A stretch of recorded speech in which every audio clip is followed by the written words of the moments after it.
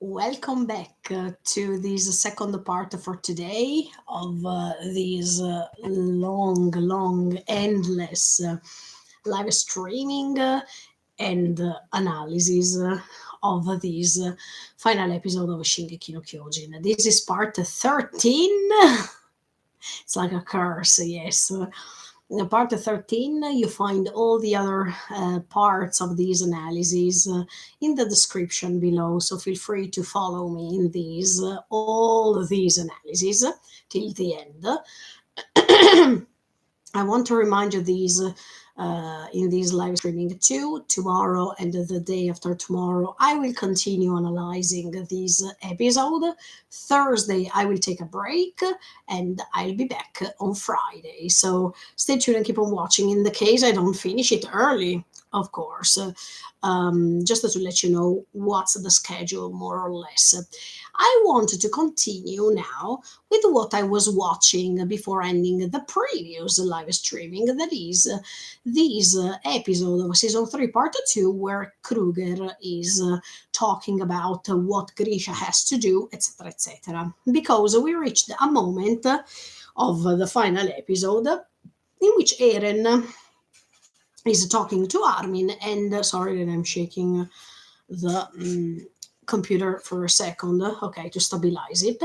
Yeah, I was saying we reached this dialogue between Eren and Armin, this long dialogue that we are analyzing little by little. But specifically, we are reaching a moment in which Armin is saying to Eren, look, if you add hell to other hell, the problem is not solving at all. So if you think, while you think that you're solving everything, the result is that you don't solve anything, because it's just a repetition of things.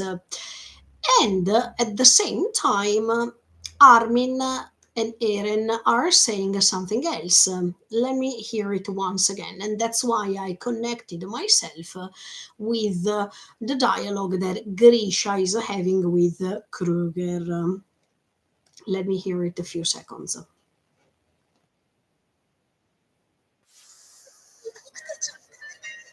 Exactly.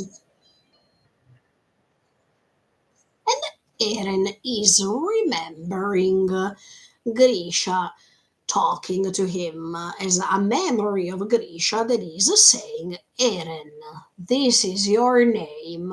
Eren, you are free.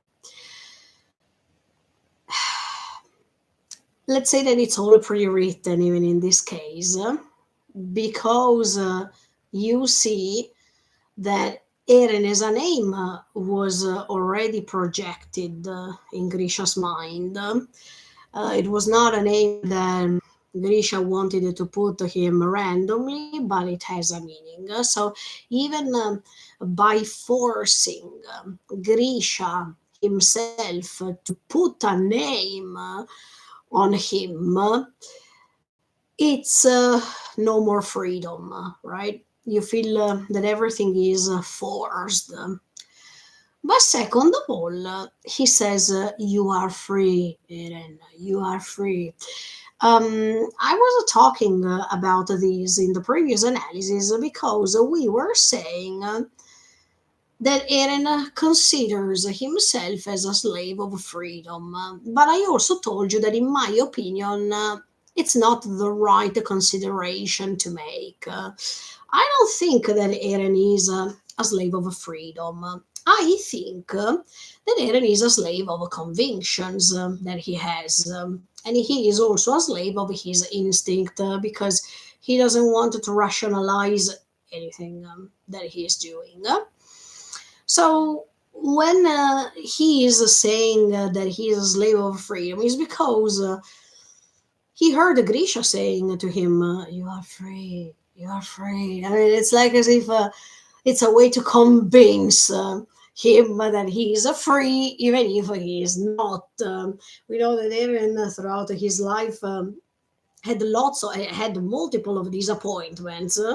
One of these disappointment was to discover that he was not free at all, but he was just confined into these walls to believe that he was living peacefully, and then many negative things happened. But then we know how the story went. But what I was doing before ending this live streaming 1 hour ago, more or less, was to try to compare what Eren is feeling now with what happened with Eren Kruger and Grisha, because I noticed now more than ever that if we go back to that moment, we see lots of similarities between Eren Kruger and Eren Yeager.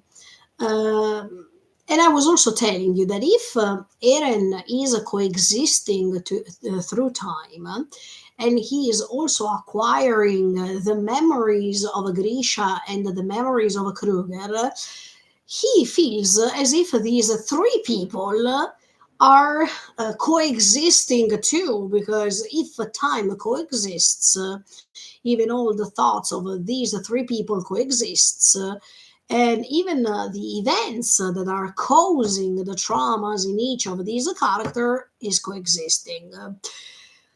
That's why I'm saying that not only I believe that Eren was never born like this, but he was automatically um, condemned throughout the experiences to um, collect memories of others and to collect even his negative feelings. So, based on the negative experiences, so let's say that everything was combined.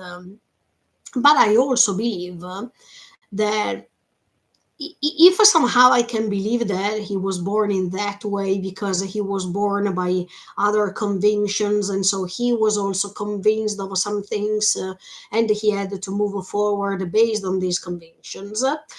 And that's why probably he says I was born like this, because to him everything is coherent, while for us as viewers nothing is coherent here.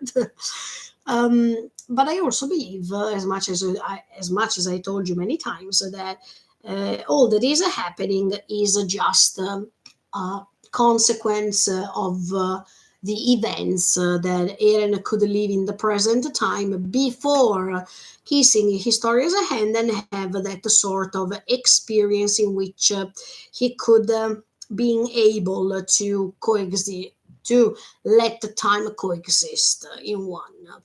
But I wanted to finish, yeah, this dialogue between Kruger and Grisha because it's pretty essential. In fact, in the first part that you find in the previous live streaming, we were analyzing these things and we understood how many sentences that were said by Kruger were convincing Eren throughout all that he was doing to think that if some characters before him were doing these things, they were pretty brave to perpetrate what they thought, and he maybe was convinced even for the fact that if I am convinced by those thoughts that even these previous owners are saying, probably I can also try these and see that this works.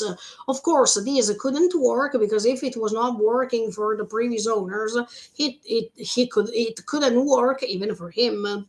But that's why I gave you two interpretations, because on one hand, when we go back to that Kruger's scene, we can expect, we can think that Eren was influencing them.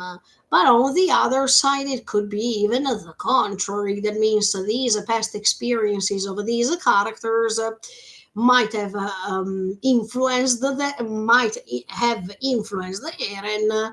So even Eren got confused. Even Eren didn't know what to do. So in some points of his existence, he felt even pretty ridiculous, or he was so confused that he could create even incoherence and whatever. So I want to finish that first, so then we can go ahead with the Eren and Armin's dialogue. Yes, we reached the moment in which Kruger is saying, by playing my role with such dedication, I was able to protect my identity up until today. And that's what happens even with Eren, sincerely. He could um, be smart enough to interpret a role, especially in front of his friends, even if Armin understood at that time already. Hi, General, welcome back.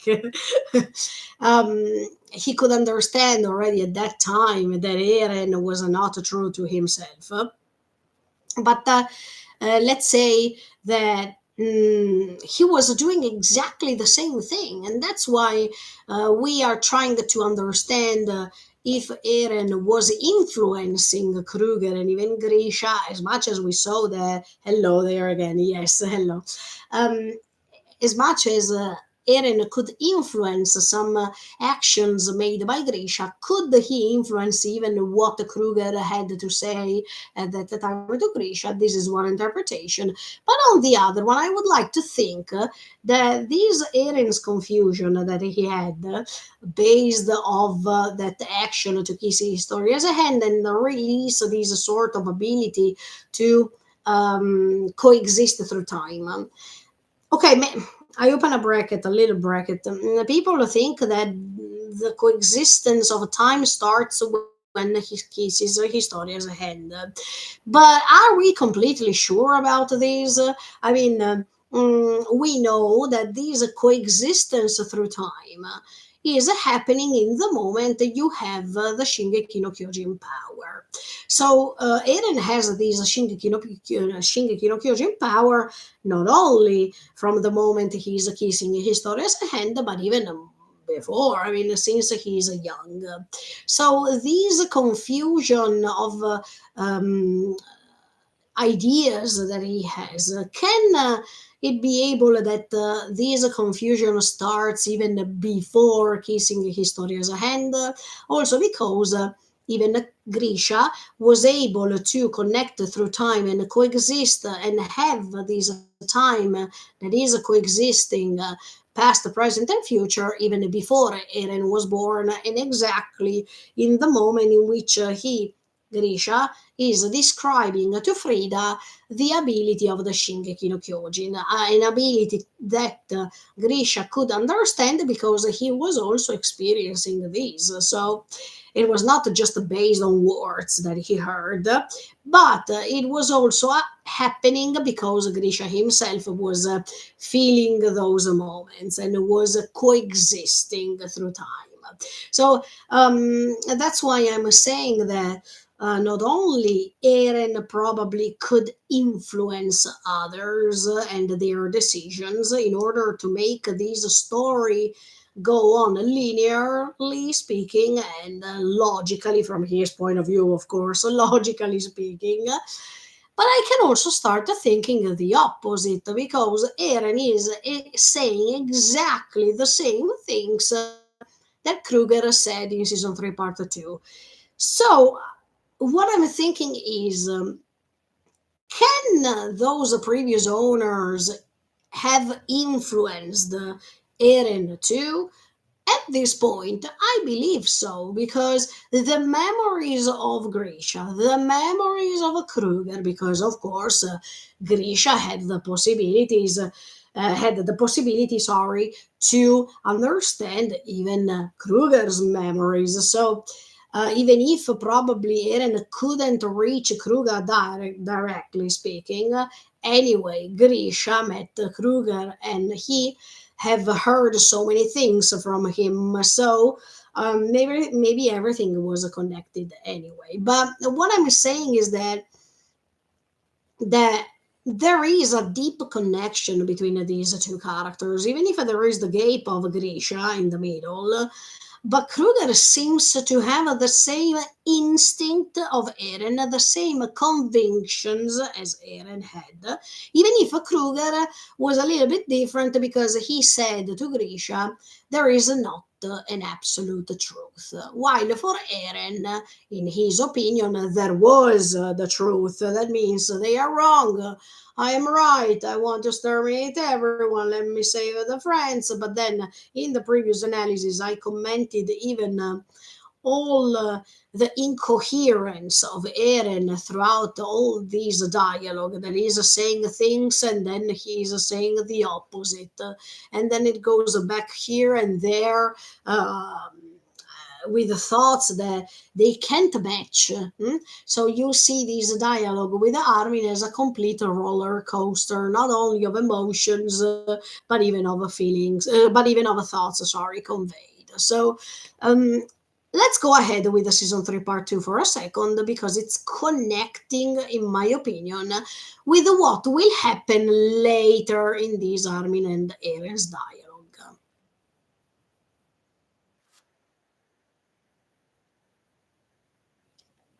But maybe I've just been stuck watching the whole world from behind a door all this time. And this is amazing, not only because of the symbolism that it has this statement.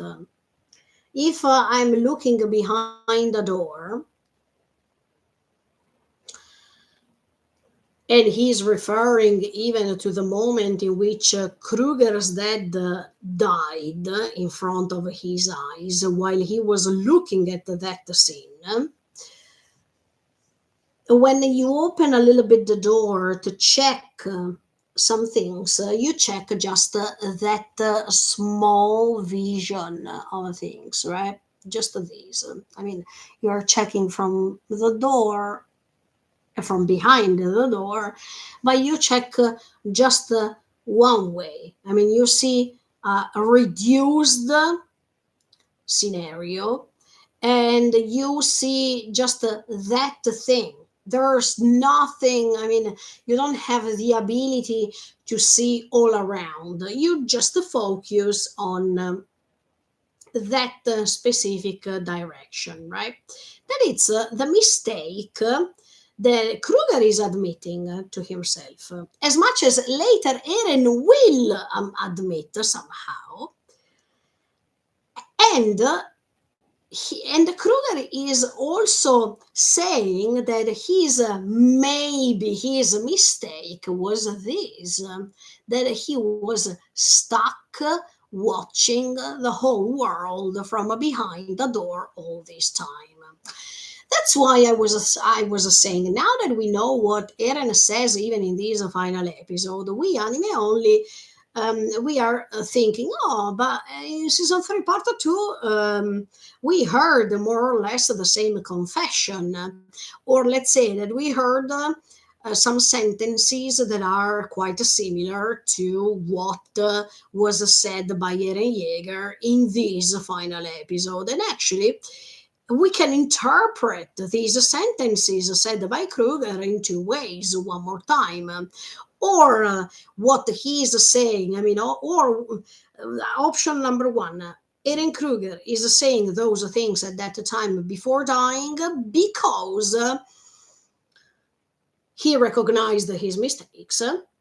And these sentences, anyway, are somehow influencing Eren Yeager and what Eren Yeager will do later when he will acquire the power of the Shingeki no Kyojin, and at the same time even the founding Titan's power. So the confusion will be so on such a high level that he will not be able to handle it anymore. And it means that not only memories but even thoughts of the previous owners can collide or can be mixed with his own thoughts at the point that we don't understand where the real Eren Yeager is. I mean, where the thoughts of the real Eren Yeager are, because he is mixing thoughts based on the memories that he has, and these memories are constant because by having these connection between the past, the present, and future all in one, constantly speaking, it's probable that you get confused. And at the same time, I was thinking, look, he's saying the same things. So was Eren Kruger speaking instead of Eren at that time by saying those things? Because that's exactly how Eren feels even during Eren and Armin's dialogue. So maybe it was a way for Eren, even in that moment, to try to change the story as much as possible. And this was already an option. I mean, these talking through Kruger and say these things that are actually similar to what Eren will say even later now in this dialogue. Was Eren trying to influence, thanks to Kruger, actions, the story? Because this probably was already one way to try to modify the story itself, by repeating Grisha that probably he was stuck watching the whole world from behind the window all the time, and that means by having one vision only, I was stuck with this conviction, and I was doing something wrong, right?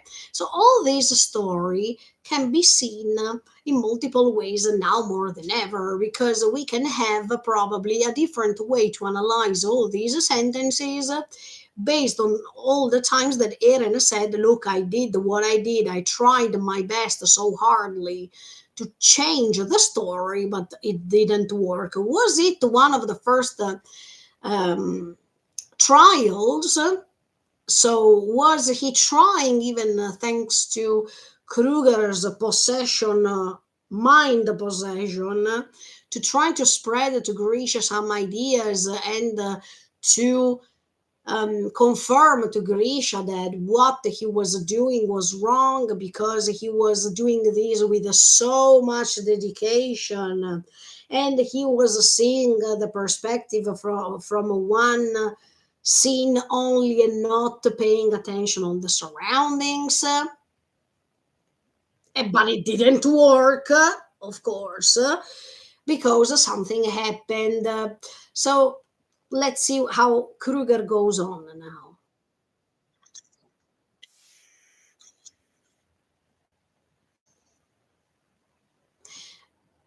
Can I tell you? Sorry that I stop right now, because I was having another idea. If you noticed, Eren Kruger has the same eyes. Wow. Now I'm thinking of something that I don't know if it could be possible. I mean, if it's true. But Eren Kruger has the same haircut and the same eyes as Grisha in that episode. Grisha has the same eyes and the same haircut too. And later, Grisha will have long hair. Eren Eren will also have the same tone of eyes, that even if it's not exactly the same, but let's say that the eyes are those eyes that you can definitely connect them to Eren. Okay, so same color of eyes, and even in the moment in which Eren tried to figure something out, and try to change things. And he said that he tried so many times to try to change the story. Now I'm going to say something really stupid. I anticipate you this because it's just my invention. What if Eren is Grisha, and what if Eren is Eren Kruger? He is all of them, actually, because he has the intentions, the memories, the capability of not giving up, Okay, it's typical of the Shingeki no Kyojin power, yes. But somehow, it's like as if Eren tried through Kruger to change the story. Eren tried through Grisha to change the story. Eren tried through Eren Yeager to change the story, but he couldn't make it. So when Eren is saying this statement, when Eren says that he tried his best to interrupt this cycle of hatred and whatever, he tried to modify the story, but he couldn't. Is he referring to his existence only? That means that he tried multiple times to change the story throughout his life. Or is he talking about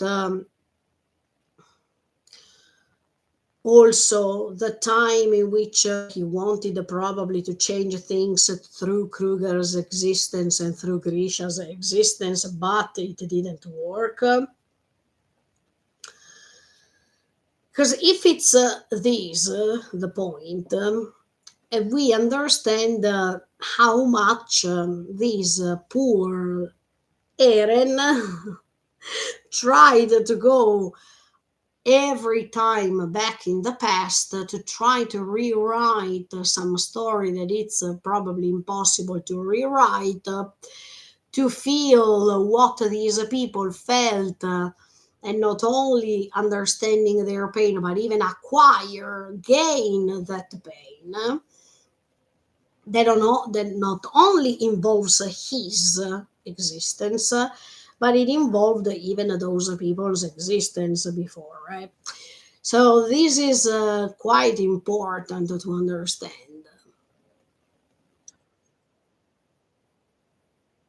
Yeah.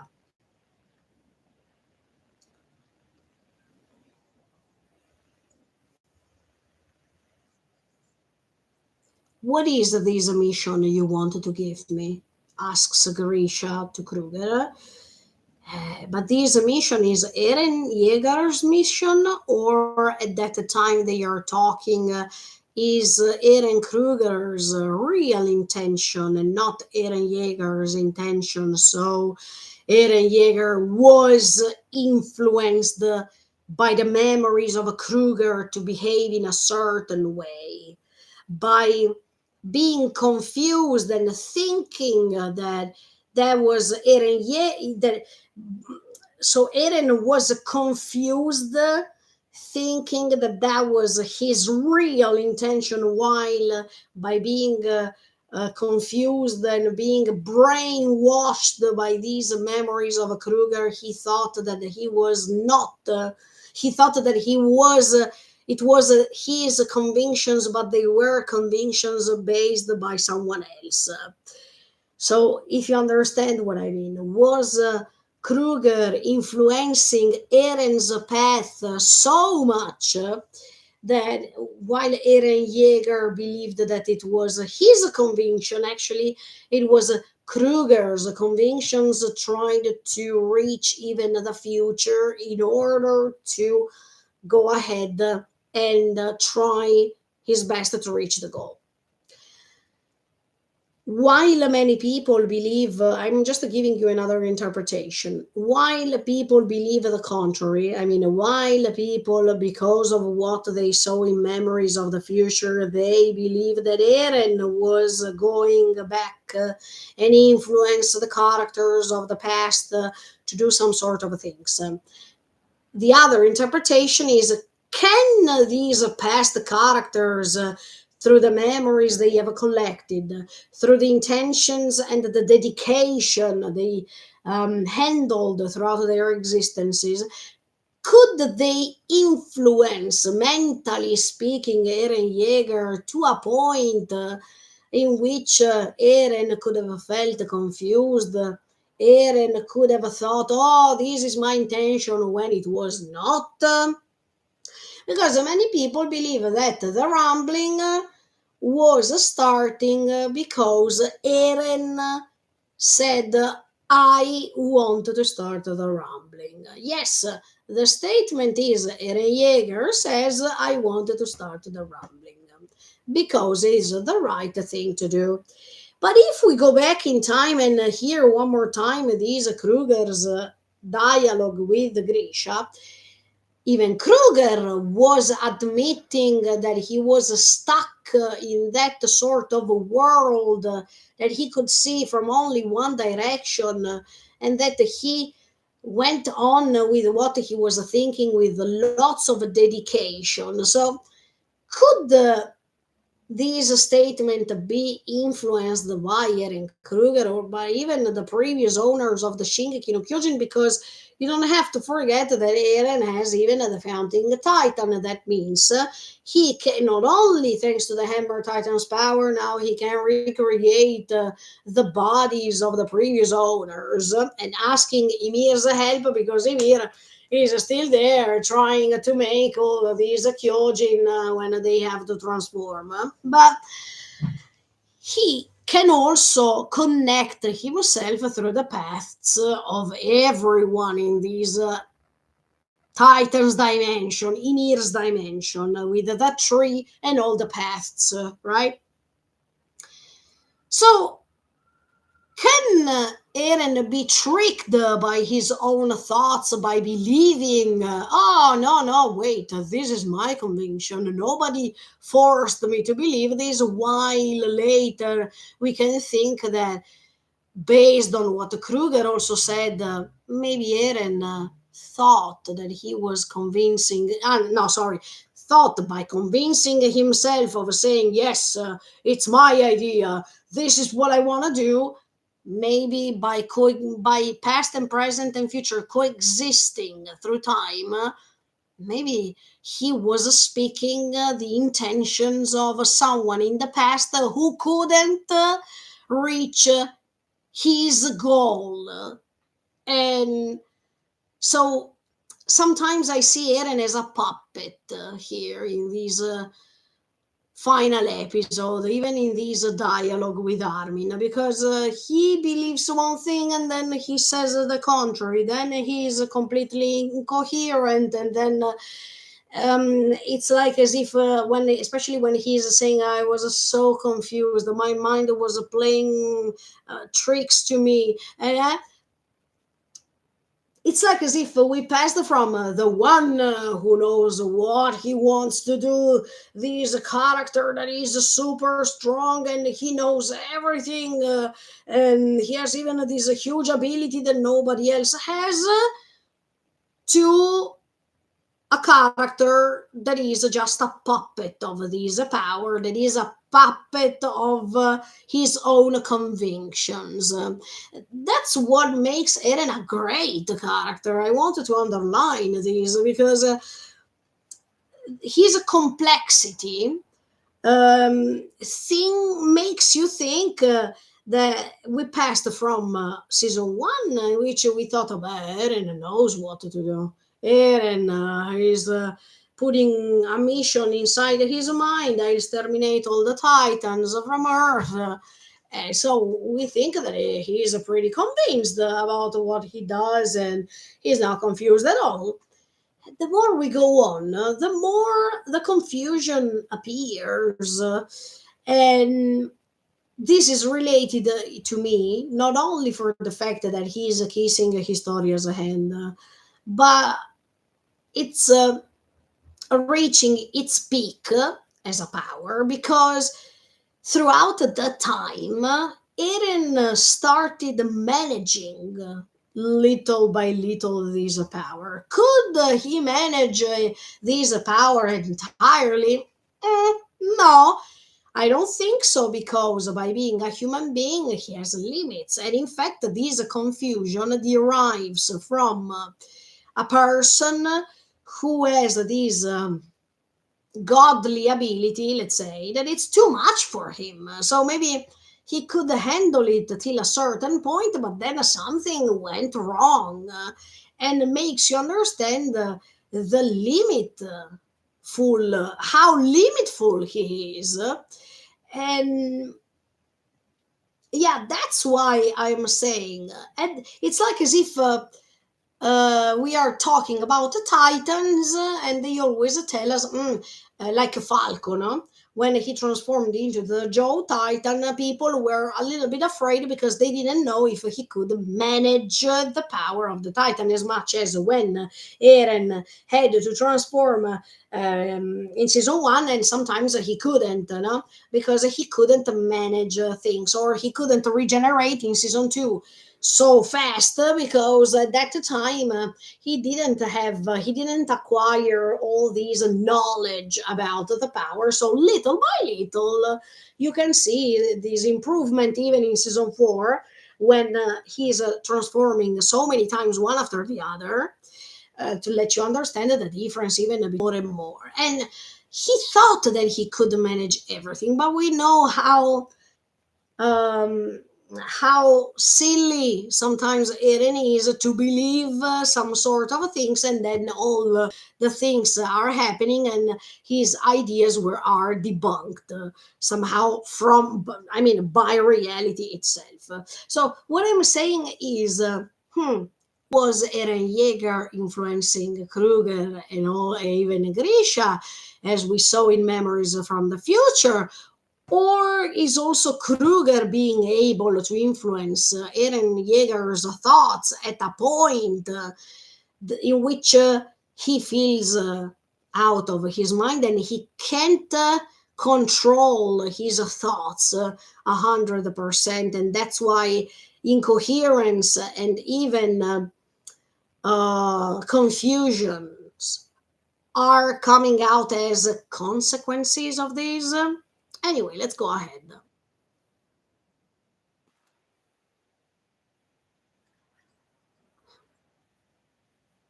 See, see, I mean, when Kruger is talking now, and he's expressing his intention to Grisha, is that Eren Kruger's will, or he was influenced by the Eren Yeager from the future? Because I mean, these two things can change the story somehow. On one hand, if Eren Kruger in that moment was influenced by Eren, we all know what happened, because it's more or less what happened to Grisha in episode Memories of the Future, from the future.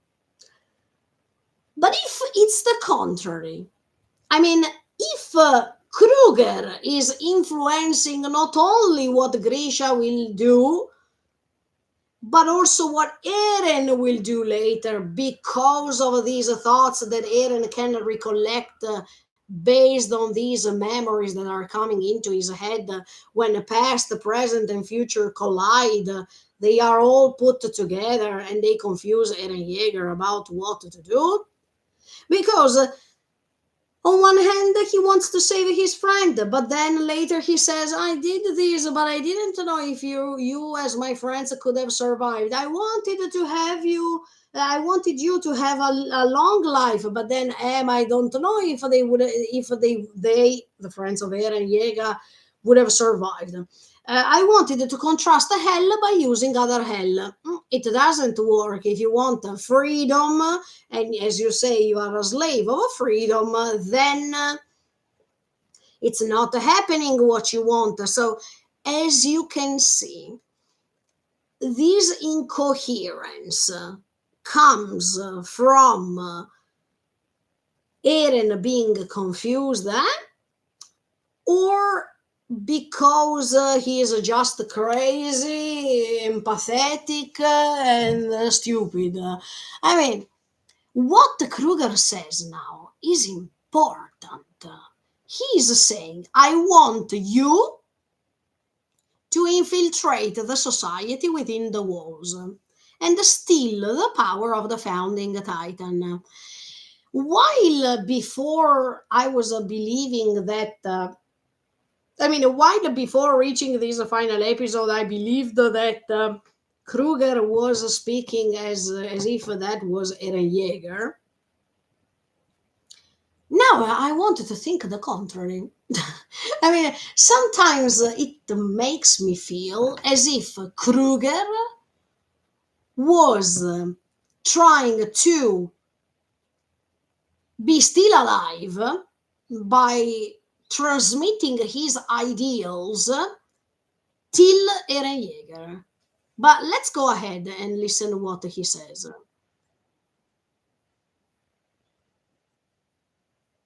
You'll do it by inheriting my Titan,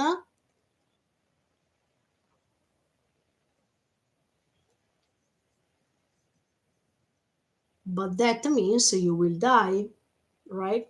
I'll have to be eaten by you once you are a Titan. I was thinking something else a few minutes ago. Let me see if I can recollect um, these thought for a second. It always regards the fact that um, Kruger is eaten by Grisha. Okay, I don't remember now, but I'm trying to remember what I wanted to tell you. And you must eat the bearer of the founding Titan's power too. See how many orders Kruger is giving Grisha. I mean, the personality of Kruger defines himself thanks to, I mean, even from these sentences. He doesn't admit failure because he's saying you have to do this, and this, and this. Full stop. He's not admitting errors, mistakes, and whatever. Isn't it the same thing that happened when Eren tried to convince Grisha? So even in that moment, okay, we will reach it really soon. But when Kruger was saying, "This is your story, you started, it's better if you finish it," and later Eren trying to convince Grisha is saying exactly the same thing, at that time, or I mean, yes, even in this kind of a sentence, is Eren Yeager trying to influence Eren Kruger by letting him saying the same things, or is it the contrary? Or maybe it's Eren Kruger trying to convince Eren to do this. So actually, he's saying to Grisha exactly the same things because the memories, past, present, and future, are one for Eren. And maybe Kruger was trying to talk through Eren to convince Grisha to move on with the story because the story is his story and he has to go ahead. I don't know. Both options can be fine. Sincerely, both interpretations. I'm trying to see the story differently right now for a second. And I don't want to do this because I have to excuse Aaron. No, no. If you followed these analyses through time, you understand what's the point, my point of view. But I also try to imagine Eren that is admitting later that he is a stupid. And he's also waking himself up. I mean, he's opening his eyes when he's a confront. He is having that he when he is having a confrontation with his best friend. While everyone was believing that Eren was the author of his actions. Can it be the contrary? The reason why I say this is because the Shingeki no Kyojin says, let's say, is a power that it moves forward to death, till death, and even after death. That's why I'm saying Kruger maybe could have influenced Eren Yeager. Let's see. Let's go on now. Why can't you do it by yourself? Grisha is asking Kruger. Because but 13 years. Yes. Ah.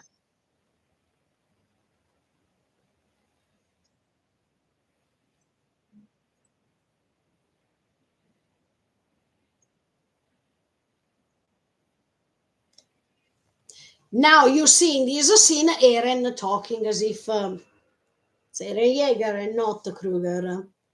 Okay, he's the founding titan. Yes. So of course it seems as if Eren Yeager is talking to his father once again.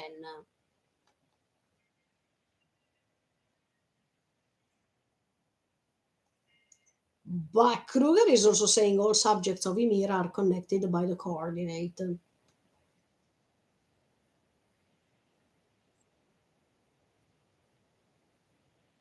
Uh, the Marleys, yes, the Marlians, they thought, here we go, they thought that Ymir was a servant of a demon. Servant of a demon. So, if we underline this sentence, she was a slave of King Fritz. That's why King Fritz could be the demon. And to Eldians, she was a miracle worker sent from God.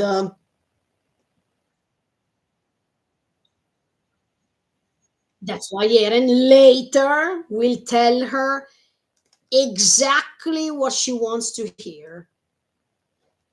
Kruger too is saying these things. But once again, is Eren Yeager through Eren Kruger talking or vice versa? I mean, what Eren Kruger is saying comes from Eren Yeager's thoughts, trying to convince Grisha once again to do these kind of things that he's requesting him to do, or that's just Eren Kruger talking to Grisha and expressing his will and his knowledge, and then Eren is using this knowledge that he acquired by himself through the memories to talk to Ymir and say exactly these things that the Kruger even is saying. That means you're not a slave, as what he said now, because Kruger said for Marlians she was a servant of the demon, so you are not a slave. For Eldians she was considered as a goddess. You're not a goddess, you are a human being. So as you can see, what Kruger says to Grisha and what Eren says later, they are almost the same.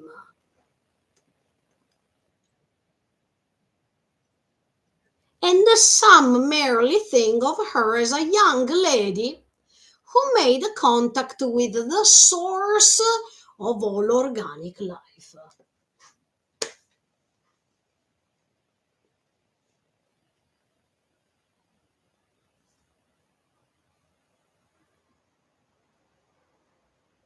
Wow, they are all connected through the paths. So let's think about it.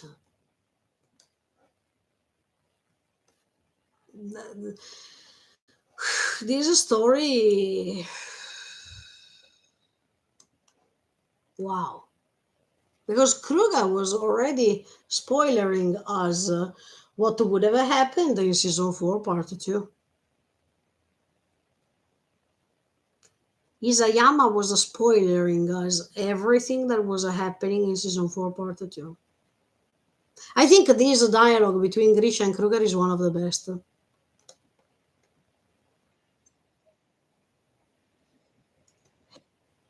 And Grisha says, what?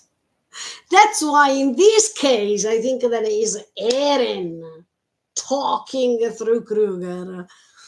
But when Kruger was describing his life, and how he felt when he was killing lots of aliens. Not only it reminded me of Eren Yeager, but for a certain moment I was believing that Kruger could influence, thanks to his experiences, Eren Yeager in his present actions. But then Kruger says there is no absolute truth in this world. So, see, let me give you an example. It's what I told you when I said that Eren could see some sort of things and some others he couldn't see anything. And that's why this was not an absolute power. Maybe the power itself made him believe that he could have this absolute power 100%. But Eren couldn't see everything.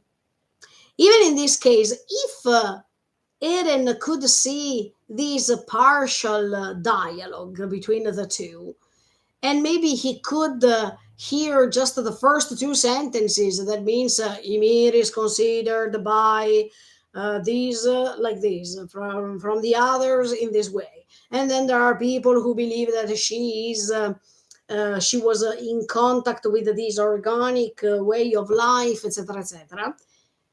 Then probably he couldn't reflect on this sentence that Kruger is saying that is even more important. That is, anyway, there is no absolute truth in this world. That makes you understand how Eren was wrong. Because Eren was convinced that what he thought, or the trials that he was making without involving any friend of his, was the right thing to do anyway, because he thought this and it has to be like this.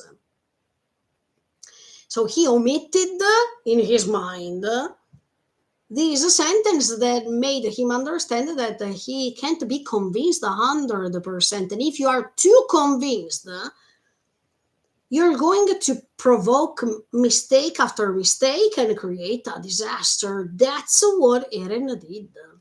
A disaster. That's the reality of things.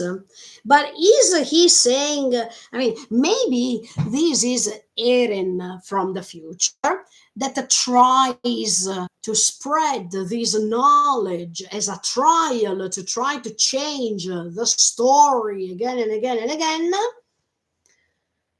but it didn't work.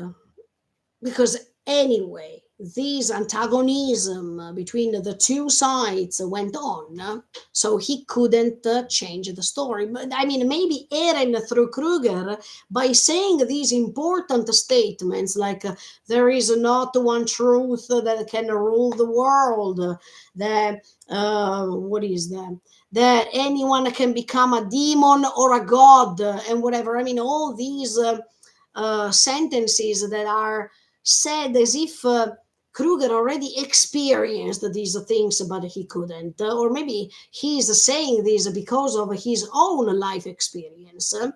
But somehow it's like as if Eren is trying, by making a possibility, I mean, by trying to rewrite the story, he is saying through Kruger to Grisha these sentences because he hopes maybe that he can change things for good, but it didn't work.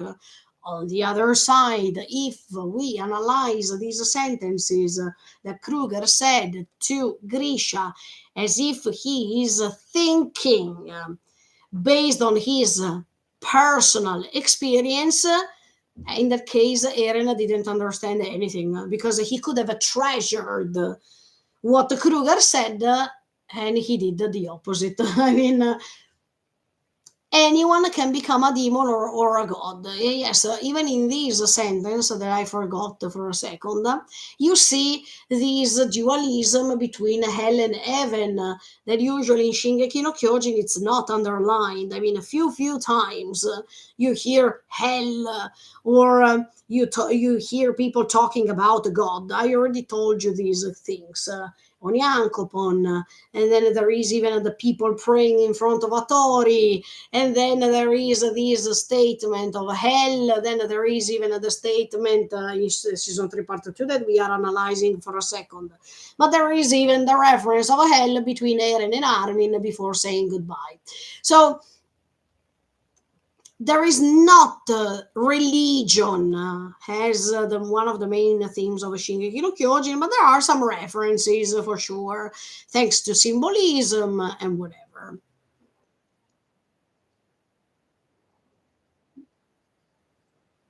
All it takes is enough people who believe it to be true. This is Eren Yeager.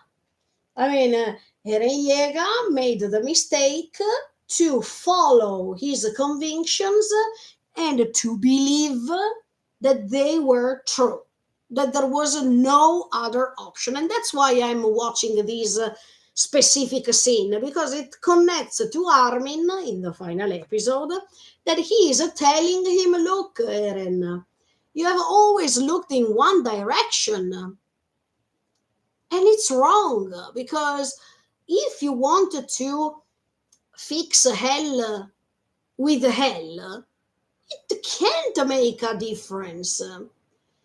If you want to drag other people through a hell by destruction and by let other people experience what you have experienced, of course these things will never change. But and that's why I'm saying that Eren tried somehow to be both in these. When even Kruger says everyone can turn into a demon or into a god, that's what Eren tried to do somehow in some circumstances. He thought that he was a god thanks to this power to decide everybody's lives and to decide who's going to live, who's going to survive, etc., etc., etc. But then at the end of the day, he turned into a demon that had to be destroyed. So there's no humanity here.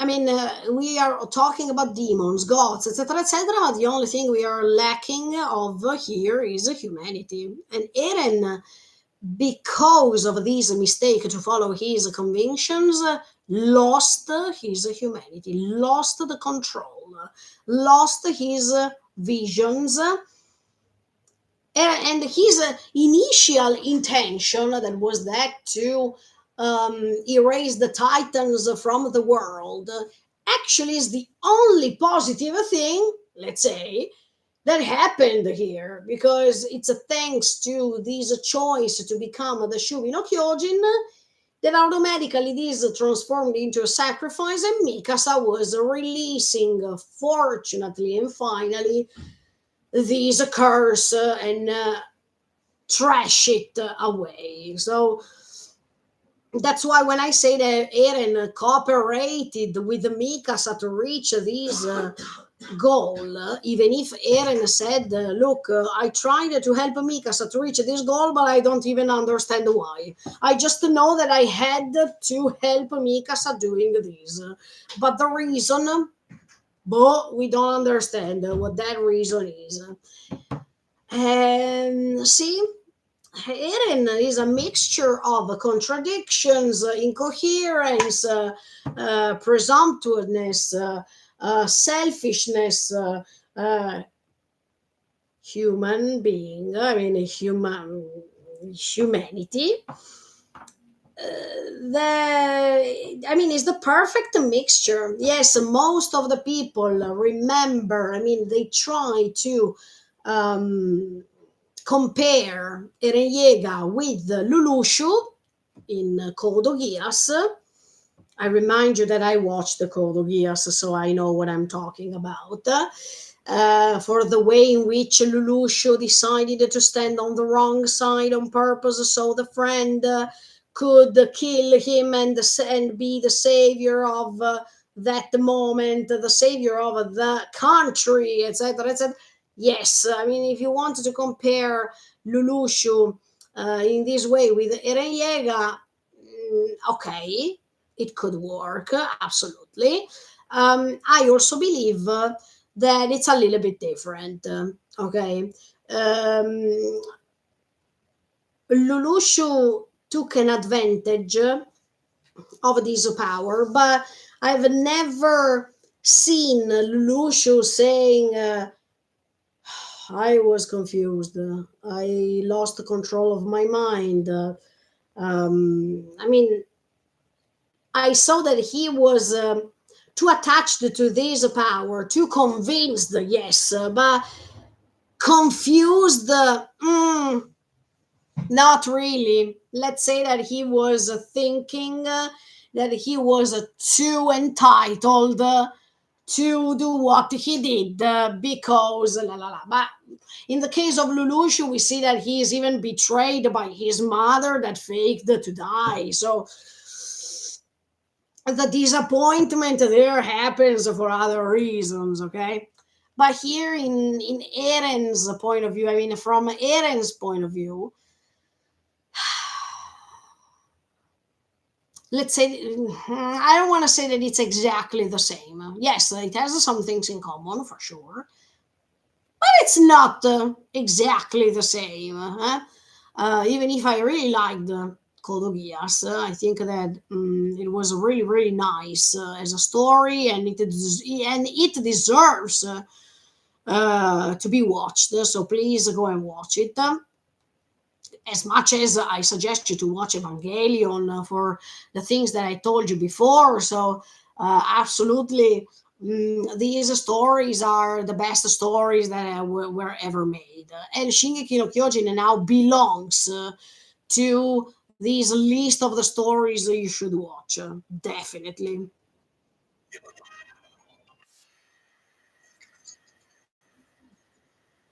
Eh, Kruger, I mean, Grisha is saying you also said that the Dinah carried the royal blood. Is that part of your truth?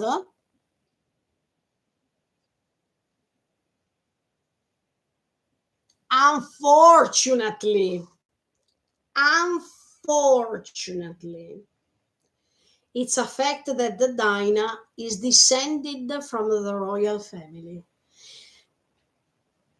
If we check things now, as the story as it is, that unfortunately speaks for all. Okay. Mm.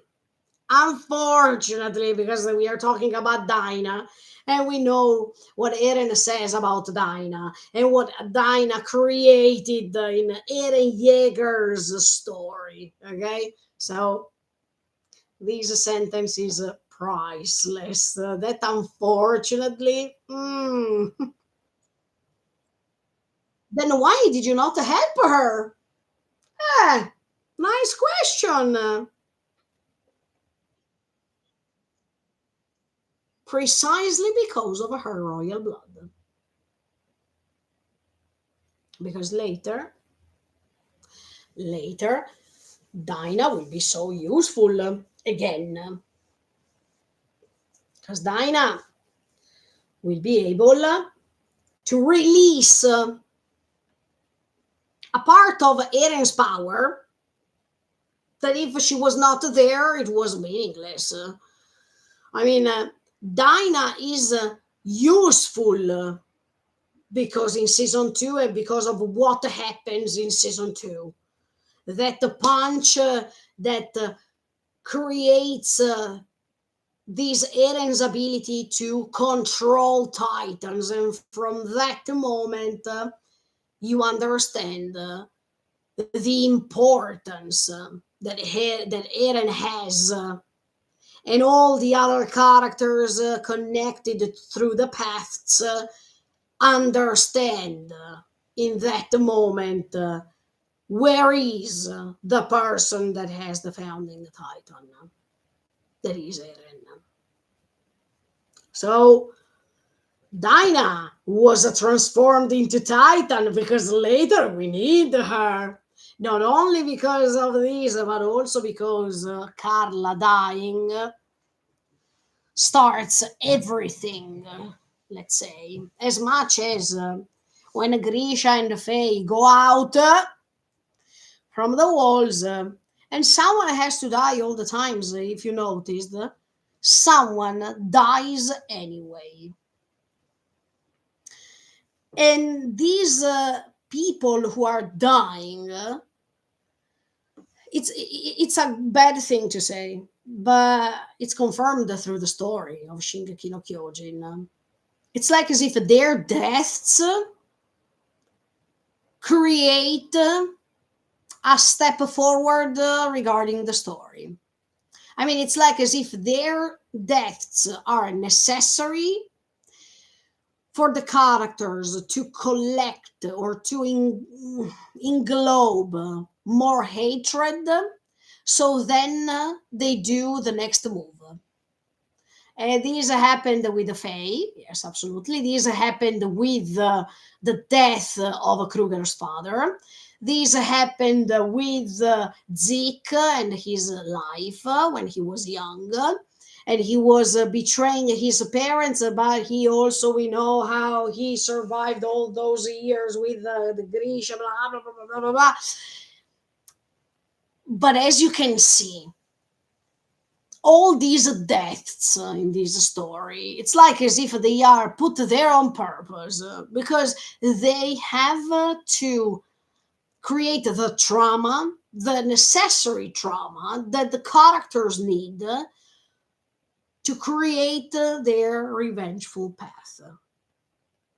That it's wrong anyway, because the more you go on like this, the more the story will repeat.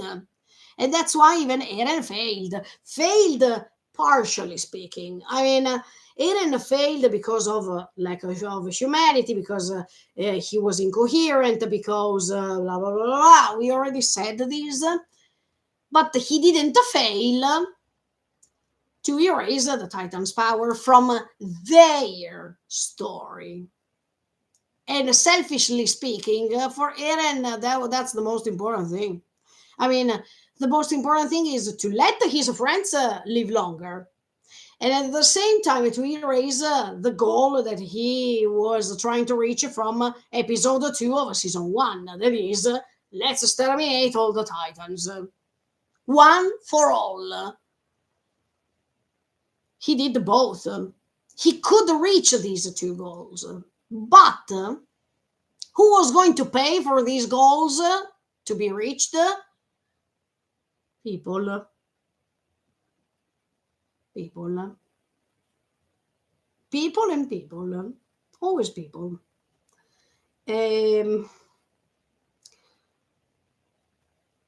He failed because not only he died, and he couldn't spend the time with his friends as much as he wanted them. He failed because he lost humanity and he promoted death instead. He failed because he didn't understand that those 20% of people left, they lost dear people too. So, yes, they are saved, but they can't forget that these people that died were maybe their relatives, their mothers, their fathers, the sisters, the brothers, the sons, the daughters, the families, entire families, and maybe there is only one who survived, but he said, maybe, who cares that I survived? My family is completely lost. I lost my family, so even if I survived, I wanted the revenge on this. So Eren failed in this, sincerely, because he did to others the exact thing that he experienced. So why we can excuse him and say poor Eren, and we can't say now poor people because they lost their families in this rambling. Eren is incoherent because of this, principally speaking. He admits the things that are happening to him, but he doesn't admit what other people are suffering that are the same things that he suffered.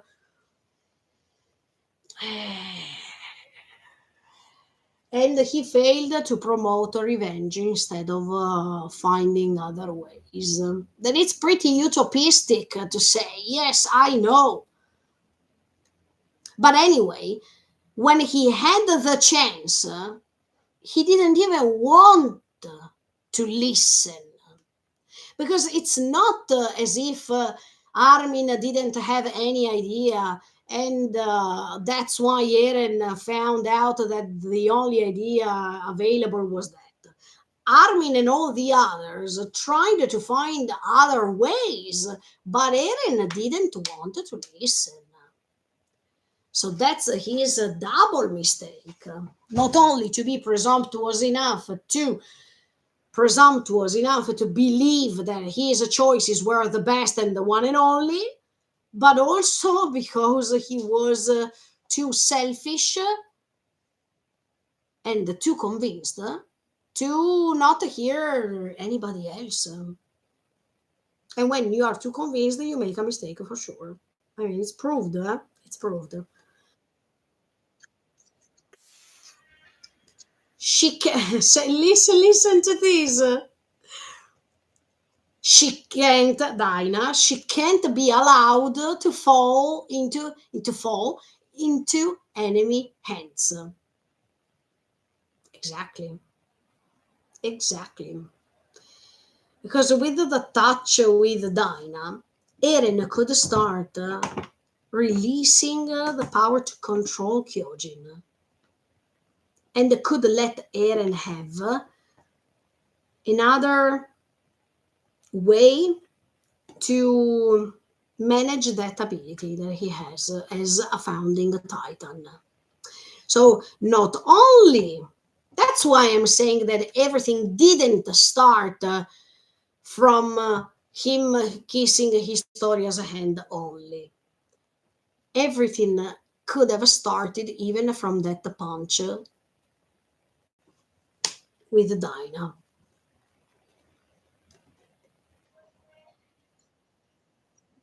It won't take long for Zeke to tell the Marlians everything.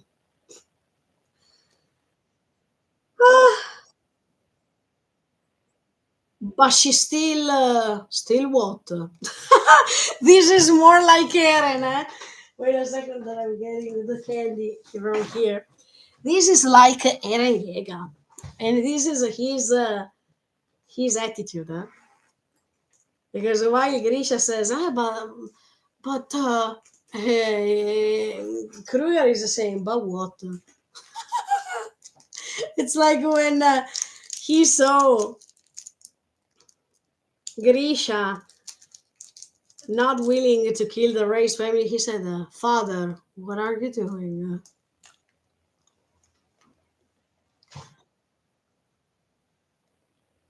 Would you rather she be forced to bear children for the enemy nation for the rest of her life?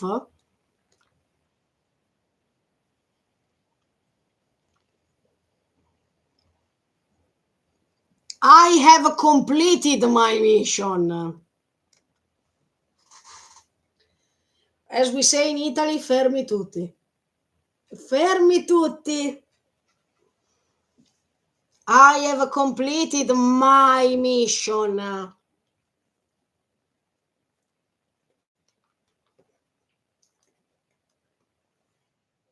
Now it's your turn.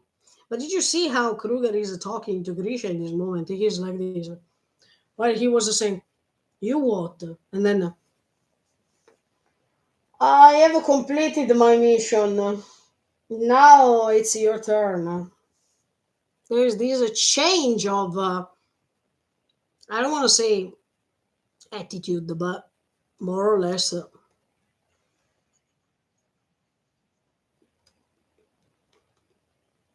Only one of us can possess the Titan power needed to make it to the walls alive.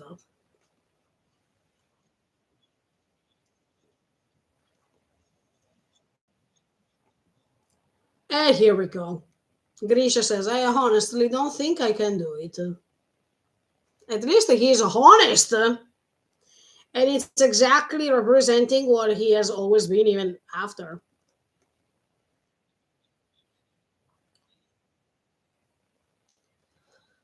But Kruger said, You must. It's an order. You must.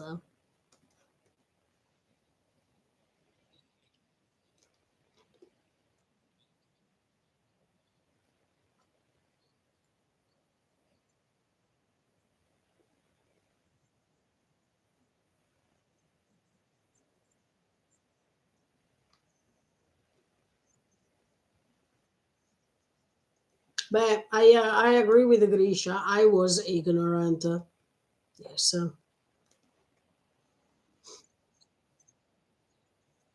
Ah, if I had, Grisha says, if I had known this would be the price of freedom, I wouldn't have paid it.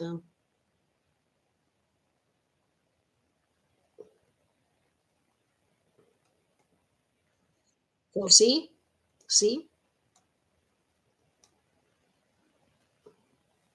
this is you. I mean, you understand now more than ever why Eren goes against Grisha principally because he is even saying if this is the price that I had to pay for freedom, I would have not paid it. But I think that Eren Yeager thinks the same. Even if he is resolute in front of Grisha and he says, You must do it. But at the end of the day, Eren Yeager is saying the same thing. And even Kruger said that he was regretting to have killed so many people because it was a role that he had to play to go on with the mission. But now I'm telling you this at this point. What if the controller of everything is not Eren Yeager, is not Eren Kruger, is not Grisha, but it's Ymir? Ymir was connected always through the paths. And Ymir was even the founding Titan. By being the founding Titan, she could see past, present, and future all together. Too. Because if you are the founding Titan, you have the power of all Titans. Before being eaten and divided into nine, she had all the powers. But after she was eaten, the paths were starting. So she was always connected. Always. In a different way, but always. Ymir felt that she was a slave. She couldn't speak anymore. She saw her parents killed in front of her eyes. She saw her village destroyed.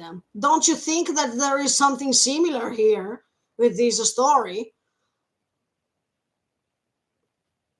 And at the same time, the mission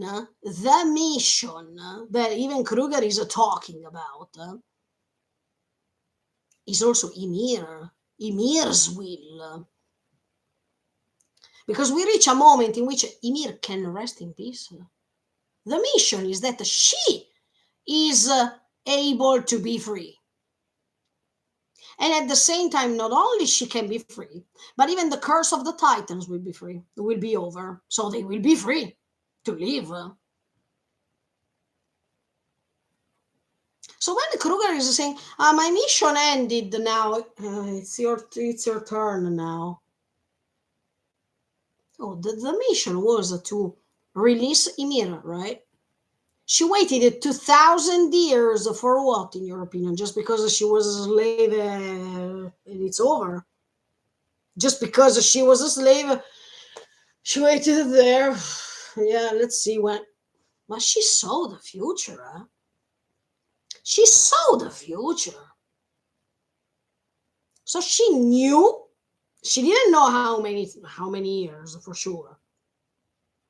But she knew, thanks to the power of the founding Titan, that one day someone would have come and saved her. That someone would have released her from her slavery. And how she would have been saved. Can we understand why Ymir that day, by seeing the kiss between King Fritz and that woman that was happy, which was happening before she got the founding Titan's power? But can we understand why that kiss matters? Because she had to wait for another kiss. But except for that, maybe because even if she didn't have the power of the founding Titan, she was already connected through the paths. As much as Eren was already connected through the paths before even gaining the Shingeki no Kyojin power, because he was already the founding Titan. I mean, he ate his father. But in season 1, in the first episodes, he didn't eat his father yet. But by the way, he was connected to the pasts anyway. So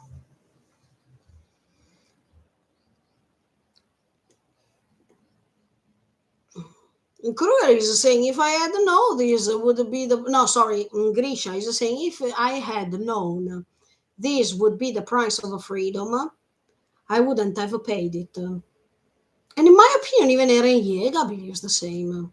Because he is the first one who says that he doesn't want to die, that he wants to spend the time with his friends. In my opinion, those sentences are the most coherent. In those sentences, you can find Eren. In all the rest is a mixture of a confusion and whatever. But in those sentences, yeah, you can recognize him. So, and especially when he says that he doesn't want to die. Okay, so did Eren want to? Yeah, in that case,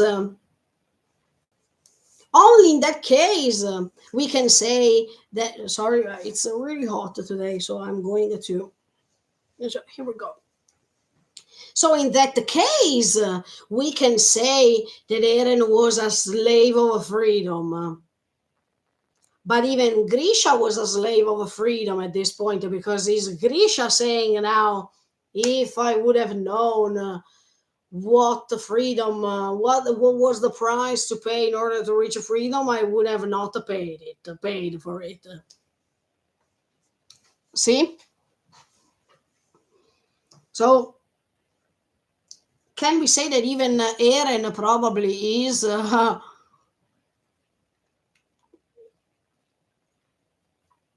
aware of the fact that maybe that price for freedom was too hard to pay? Because even if he says that he does that for freedom, and freedom can come especially with his death, let's say it honestly, but he paid quite a lot for this freedom. Was it necessary? If we had to erase the Titan's power, yes, but for all the rest, no.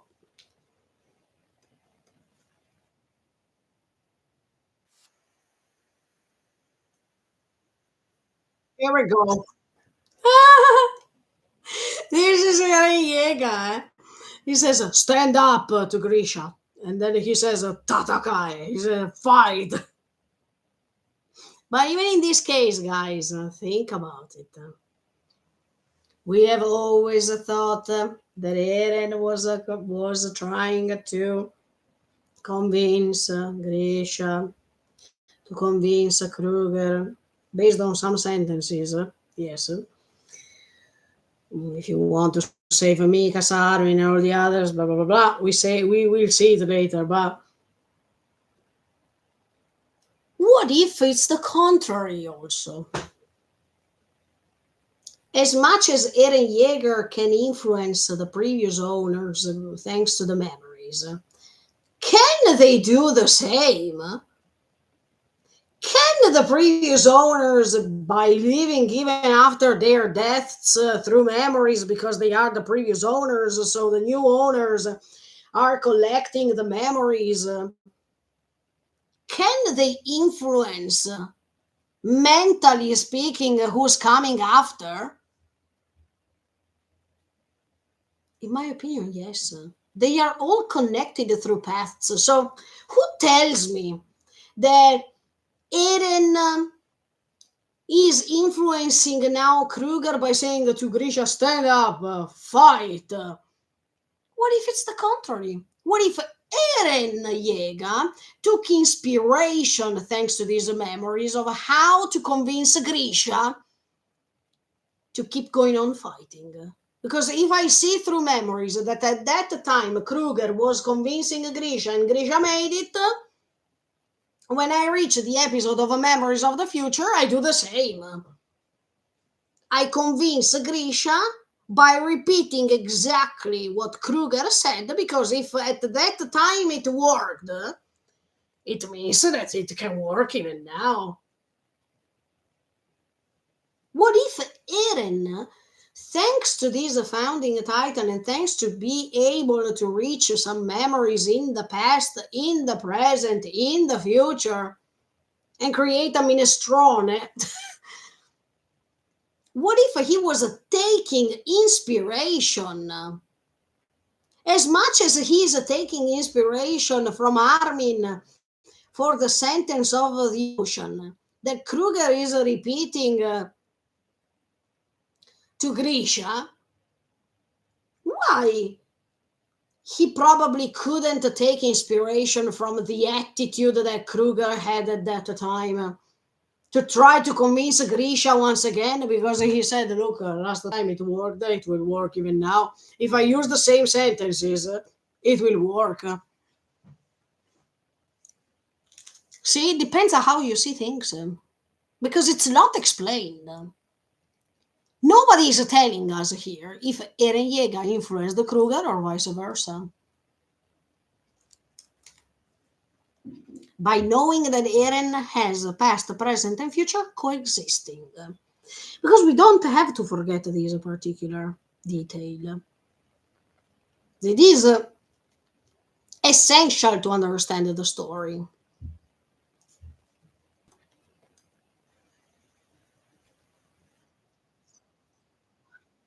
Well, you must restore freedom and honor to Eldia. Even in this case, can be Eren Yeager influenced by these words and not to influence Kruger saying these words? Maybe. Maybe. Tate, rise, stand. Again, again, I can't.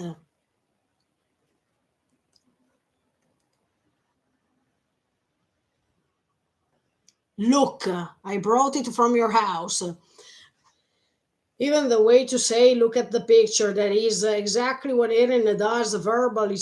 Verbally, I mean, from what Grisha feels in that moment, when in Memories of the Future,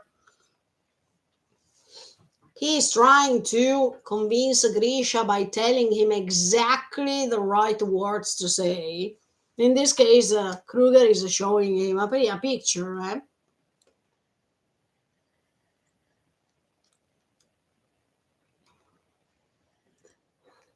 Kruger here, when he is showing this picture, It's like Eren Yeager when he came out from the basement with the picture. And he says, "Look, this I took this from your house." It makes sense because in that case it was down in the basement of the house he has in Paradise. And Kruger here is saying that he took this from his house in Marley. I mean, amazing. I love Isayama so much. I can't.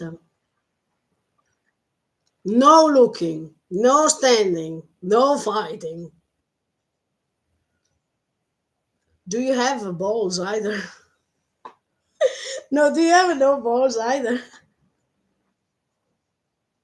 Did Marley cut them off? Specific reference to Ymir's tongue that was cut off here.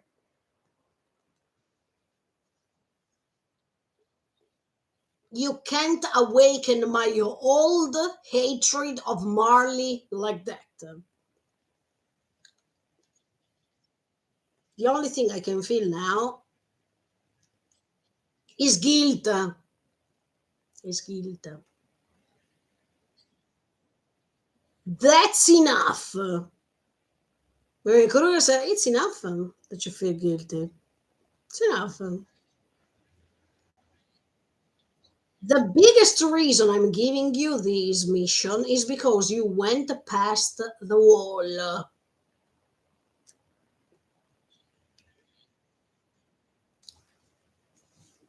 But listen to me. Okay, this is a little bit strange to say. But this can be even Ymir talking.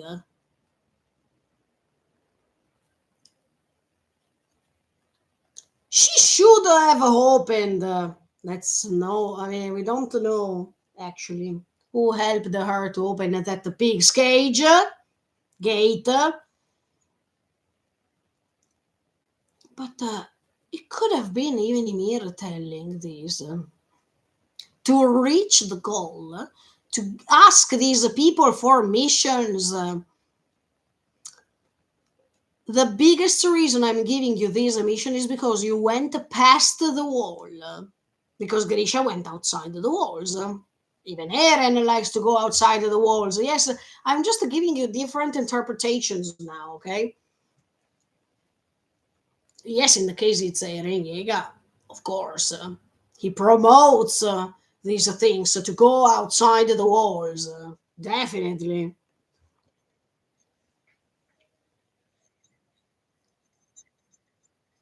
If you hadn't brought your sister outside the wall that day, you would have inherited your father's medical practice. And I'm sure your sister would have grown up, married, and had a child.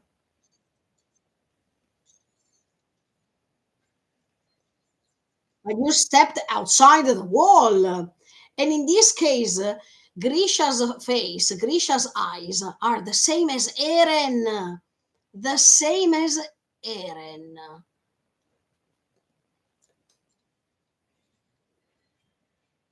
Since the day I first sentenced my own people to death here,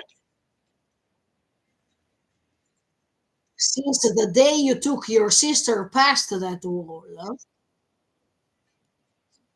until the day comes when the two of us get what we deserve, we can only move forward. And in fact, Eren deserved to die.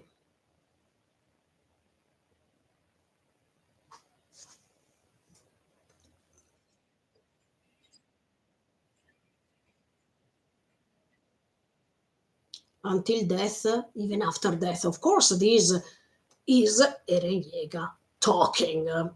Because the sentences are the same.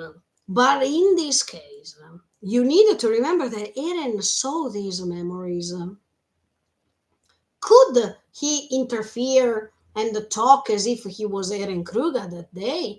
Or he just checked those memories so that Kruger could convince Grisha. So he used the same method in that episode when he tried to convince his father to do what he did because it was a trial to change the story.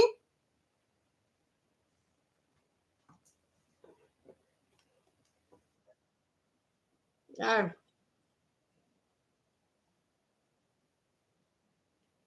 this is the story that you started.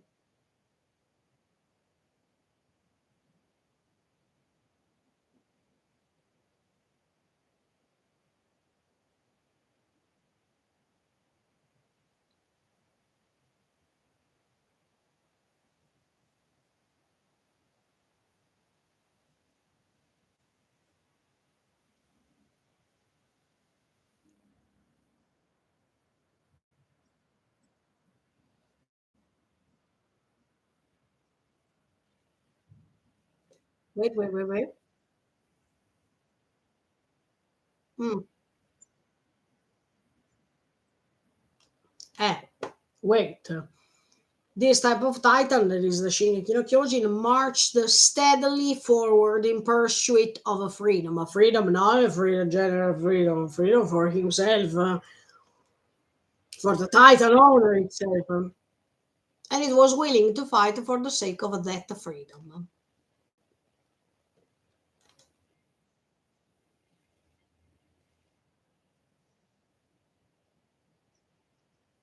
Wow, bellissimo. Here we go, other orders. Start a family. When you get inside the walls, you should start a family. I already have Dinah, Grisha says. What are you saying? Mm-hmm. Yes. Someone down the line could be watching this.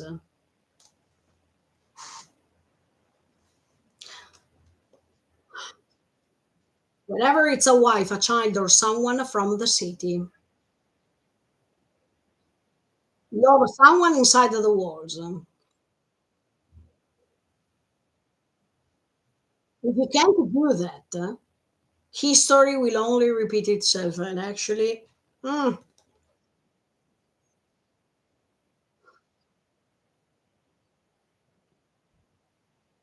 if you wanted to save Mikasa, Armin, and everyone else, you must complete your mission.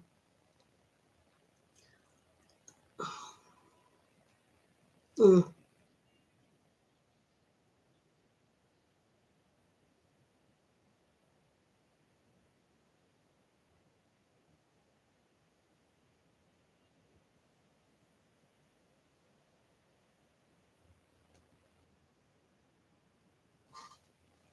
In fact, Kruga is saying, well, whose memories are they from?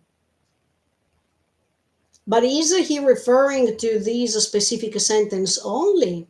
Or till that moment, he was possessed by Eren Yeager's memories? I mean, Kruger was convinced about what he was saying until this sentence of Mikas Armin and everyone else. And that's why he couldn't recollect just the memories of this sentence, or he couldn't understand all the memories of everything that he has said so far to Grisha. The mystery of this story. By the way, let's go back now with the final episode. Sorry for this long digression, but I need sometimes um, to talk and to create a connection between everything that I'm seeing. Otherwise, okay. By the way, and now Eren is seeing again. I mean, he's remembering already his father saying, "Your name is Eren," and Grisha is crying when he's saying, "Your name is Eren." Oof, mama,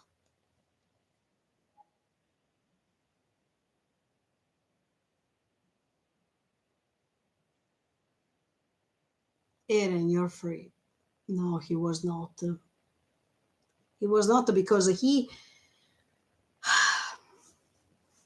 was not free because he was born because someone else told him to be born. It's strange to say, though maybe it was Eren Yeager at that time trying to influence Grisha and saying, "Look, start a family," etc., etc. But what I told you before was Kruger influenced by Eren Yeager just for the sentence, if you want to save Migas, Armin, and everyone else, complete the mission. And then he's saying, Migas, Armin, who are they? I don't know. I don't know who these memories are. So we can think that only that the sentence was a moment in which there was an interference, or everything that Kruger said was a complete interference made by Eren Yeager. There is a difference. If Kruger was interrupted, let's say, by Eren Yeager for the last sentence only, then it's coherent to what I told you so far. That means that Eren Yeager could have taken inspiration on how to behave with the Grisha later because he saw it in the past and he saw that it worked. So let's take inspiration from it. Let's use it that way. If it's not, if Kruger was completely possessed by these memories of Eren Yeager, and this entire dialogue with Grisha is like this, then it means that everything that I told you so far can't be correct. So,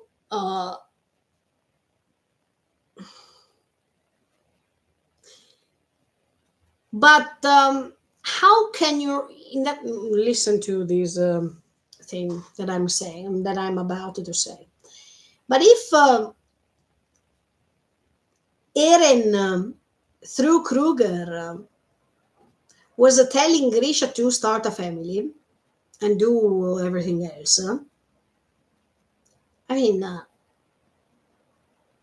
he can't be free because he himself from the future is asking his father to let him be born. Cioè, he himself is asking his father to create a family so that he will be born. He can't find the freedom because of himself. So you're struggling to reach that freedom for what? Is that the freedom connected with the end of the Titan's power? So this chain can't repeat and he can't feel stuck into the memories of someone else. That's why I connect myself with Armin's question. What kind of freedom is that? But if start with a family, go outside the walls, do this, do that, because it's a part of your mission, and complete this mission because you started the story. This is your story and you started it. If that's Kruger and it's not Eren Yeager till the sentence of Mikas, Armin, and all the others, he was born because someone else convinced him to reach the walls and love a new family, so he can have a baby boy, call him Eren,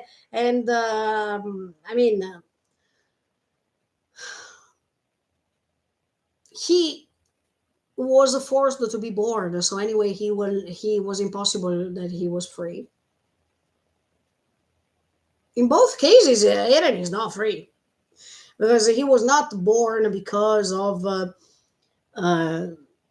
love, but he was born because of a mission to be fulfilled. So he's a slave of the mission more than being a slave of freedom. Slave of a mission. In fact, even Eren says no. Now that we are back to the final episode, one more time. No, I didn't.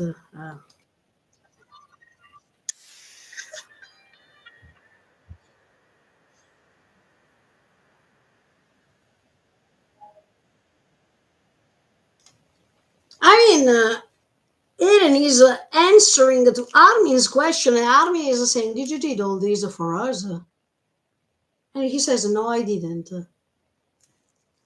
But can we understand you, Eren?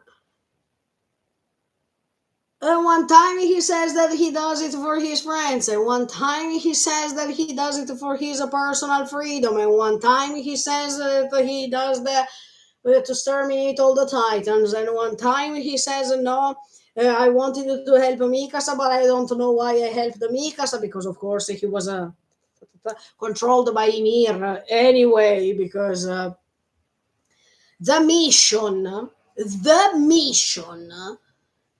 is for Ymir to rest in peace.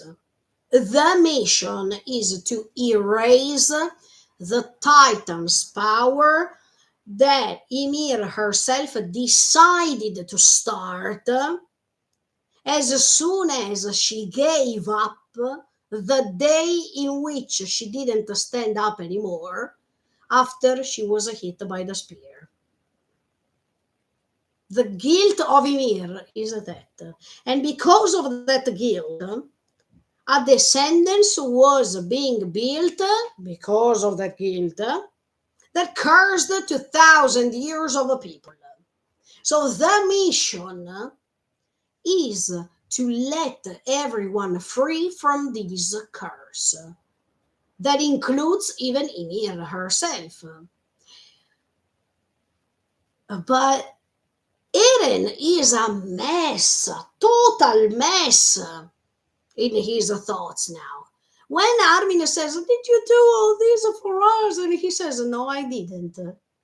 Because he's remembering that Grisha had a mission to fulfill. And you understand that Eren, in this moment in which he's in trance, like he's thinking about these memories, is having these visions in his head when he is a baby. And he hears from Grisha, "Eren, you are free." It reminds me for a second when Eren was when Grisha was Zeke when Grisha was hugged by Zeke.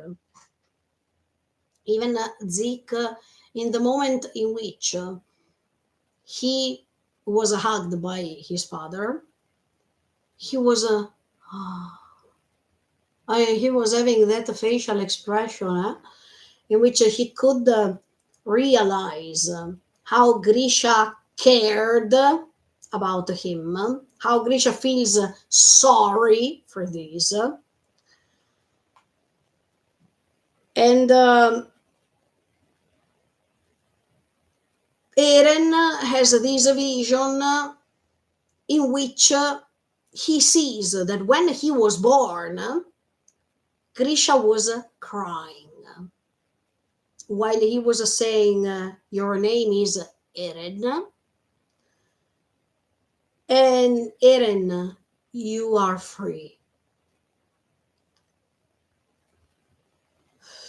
The fact that Grisha called his son like Kruger makes you already understand that he was not free at all.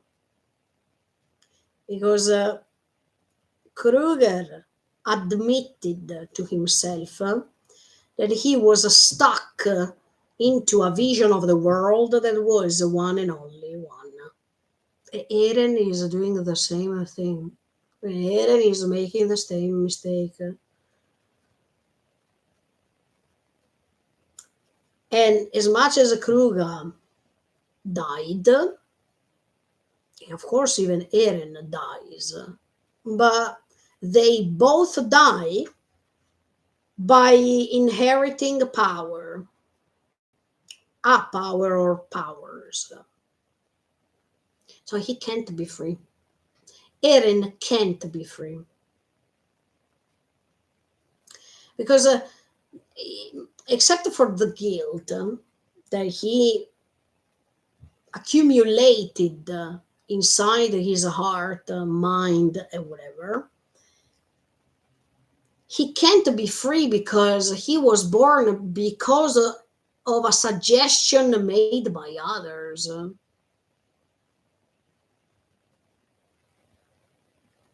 He was Eren and understands that he himself is a part of a mission.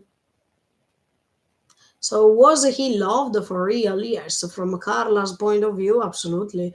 But if we understand what Eren believes in this dialogue with Armin, Eren killed the one and only person, okay, who tried to stop him from going outside the walls. But Eren killed the person who really loved him, except for Mikasa. I mean, Carla gave birth to him, loving him without having a plan beforehand. Grisha gave birth to Eren by having a mission to fulfill. So that Eren, you are free. I don't think so. Yes, full of contradictions. See, this story is a mess. But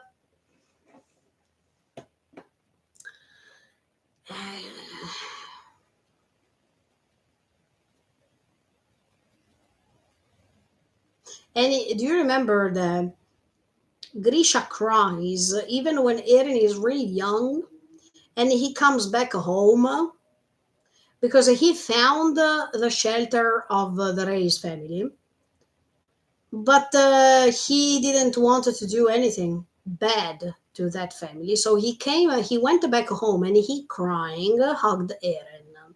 And Zeke could see the scene, but Grisha cried many times while Eren was young. And we understand why, definitely. But it's pretty sad to know that Grisha made a family, okay, because of love, but made a family because of a mission. Had a baby boy because of a mission to fulfill. Wow, that's pretty sad. So when Zeke was saying that Grisha used him, that Grisha couldn't care so much about Zeke, at least, Zeke was bored because of love. There was no mission involved here when he fell in love with Dinah and when he had Zeke. No one came and knocked on his door and said, "Look, you have to make a family. You have to have a you have to have a kid. Try to move on, etc., etc." No, at that time, okay, maybe Grisha wanted to have a family and even to have some children because, in the Zeke's case, I'm saying, because he wanted to have someone who could have be the new generation that could have make his rebellion go on the other side of the ocean.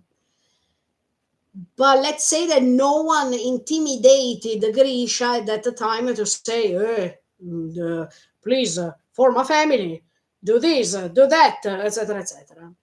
In the case of Eren, I mean, while Zeke believes that Eren was privileged, not at all, sincerely, because thanks to this dialogue that we rewatched from season 3, part 2, that we hear that Kruger says, do this, do that, do that. I mean, to discover that you are born because someone else told you to fulfill a mission, that's not love, right? It depends on how you see things. Maybe Eren Yeager himself asked Grisha to make a family, etc., etc., because it's a mission. But it's creepy to see how, in this case, if this could be true, if Eren himself can't be free because he keeps creating a reality that is already managed by something else. So, how can you be free when you are a protagonist of something you have wanted to create from the future? Eren can't be free. Let's see if after death he can be free. Because I have my ideas, and I will tell you these ideas when I will reach the post credit scenes. Because that post credit scene matters a lot to me. The boy and the dog. Okay, let's go ahead of course.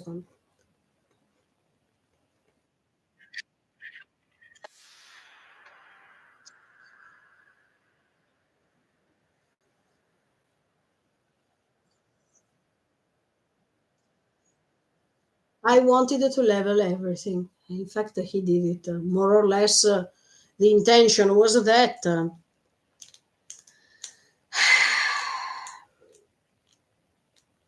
He almost did it. So, okay, let's go on. But Eren, if I was Armin, I would have asked Eren, look at the panorama here. Do you like this panorama? Because if that's what you wanted to do, look here. Look, do you like it?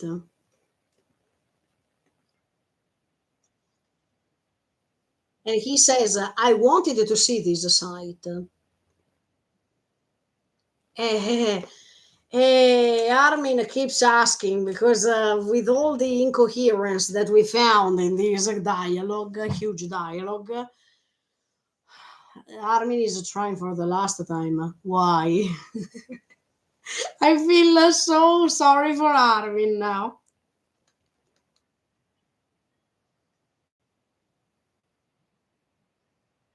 And here we go. I don't know why. I just wanted to do it. But this is the exact same thing that Eren is saying when Armin is asking why Mikasa. And he's saying, I don't know why. I just felt that I had to help her. This is all coming from Ymir. Only Ymir knew why. Why Mikasa was relevant. Why he had to rumble everything. Only Ymir knows these things. Why Mikasa? Because we already explained it multiple times. But why she wanted him to rumble, let's say, everything, or why it was supposed to be done, all these, we can say the anger that Ymir felt throughout those years. She couldn't even speak.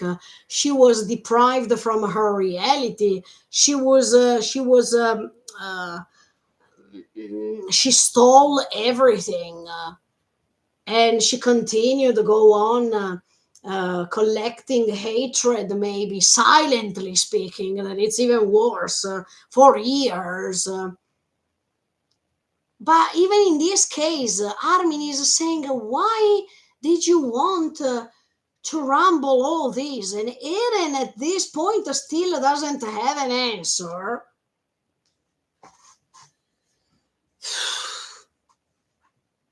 Terrible. It's terrible. At least you, Eren, tell me, look, I wanted to rumble the world because I have my ideas, because I don't regret them at all, etc., etc. No. In this case, he says, I don't know. But how can you define a person that says something like this? Let's put all these in a real life context. One person is asking a murderer, a killer, Why did you kill her? Or why did you kill him? The answer is, I don't know. I don't know why. I just felt that I had to do it. But how do you feel about that person? First of all, maybe he's a psychopath. Sure, sure. But how do you feel? You feel that that person is stupid rather than even being a psychopath. He's stupid.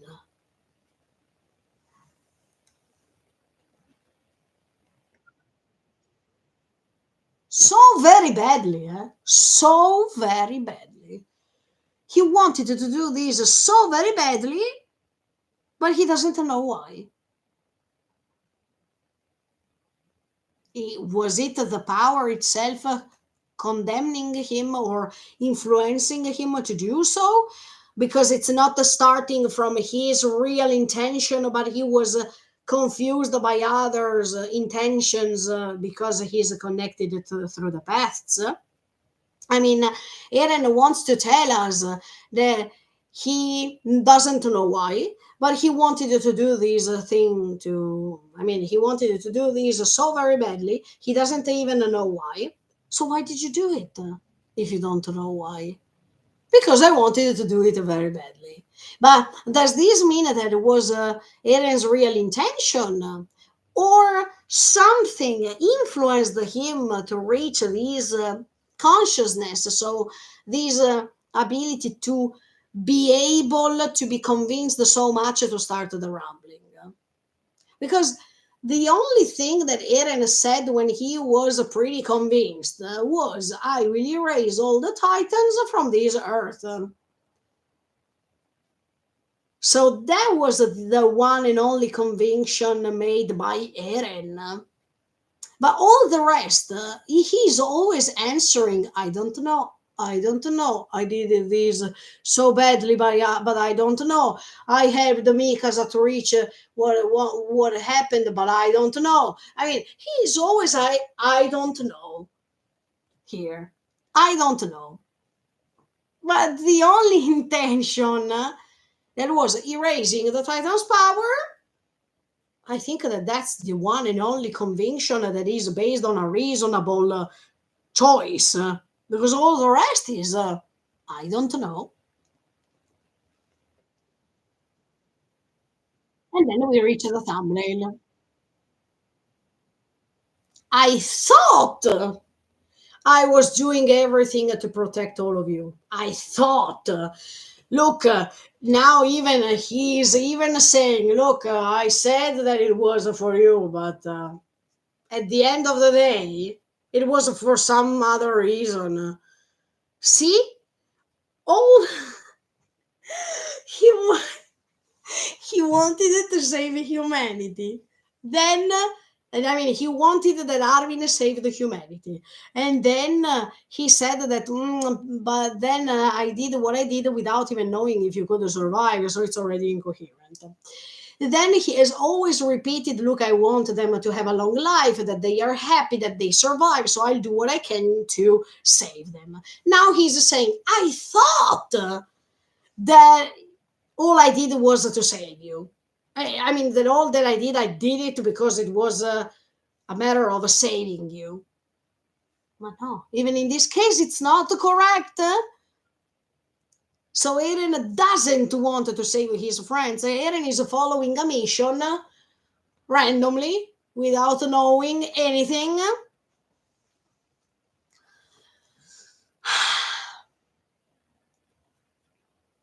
That's pure incoherence.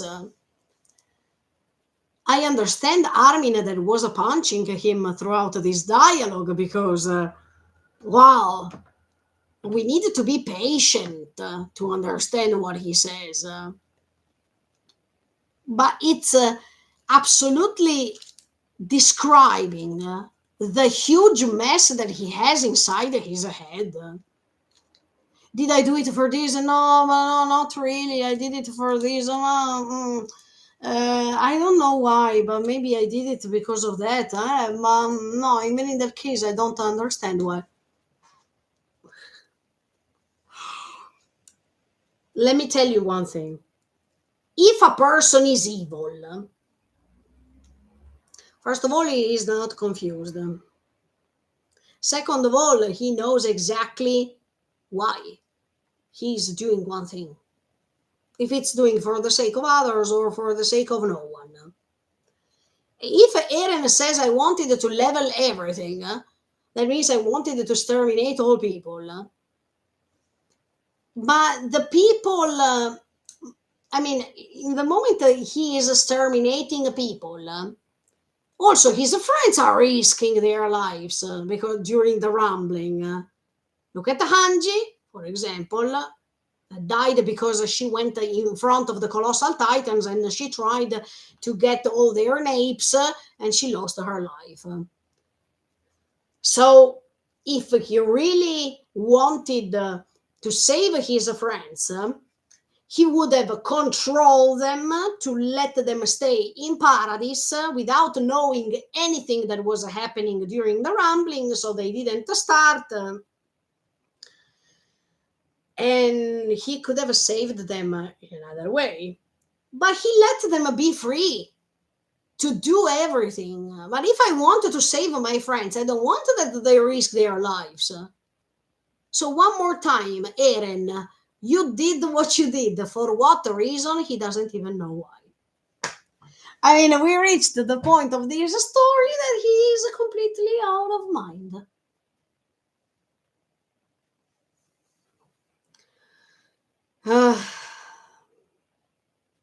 He was entitled, let's say, to handle this power, that this power derives from Ymir. But the mission, the real mission here, is to erase the Titan's power. So, in my opinion, Eren did what all these things of the rumbling, I mean, he did whatever he did, maybe, because this principle of exterminating all the titans in this dialogue doesn't come out, not ever one time. But the mission of exterminating all the titans from Earth was the very first idea that Eren had.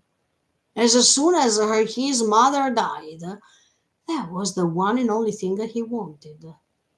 Do you remember? Yes, you do. Yes, I do. So, are you telling me that throughout these seasons, because of course he's confused by the minds of all the previous owners and all the others are reaching, I mean, connected to the paths, etc., etc., etc. So, in Eren's mind, there is not Eren's mind.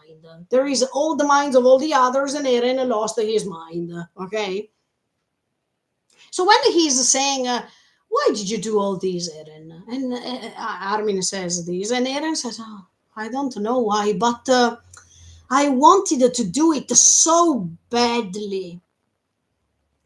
Doesn't he remember that he said the same things when he said, "I wanted to exterminate all the Titans once for all, to erase them"? And maybe throughout the story, he was confused. Instead of erasing all the titans, he was erasing all humanity. Or let's say, anyway, all the titans is a metaphor of these titans' power and the curse of these titans' power that is ended. But even when he's saying, "Look, I helped Mikasa in all these to reach all these moments, but I don't know why."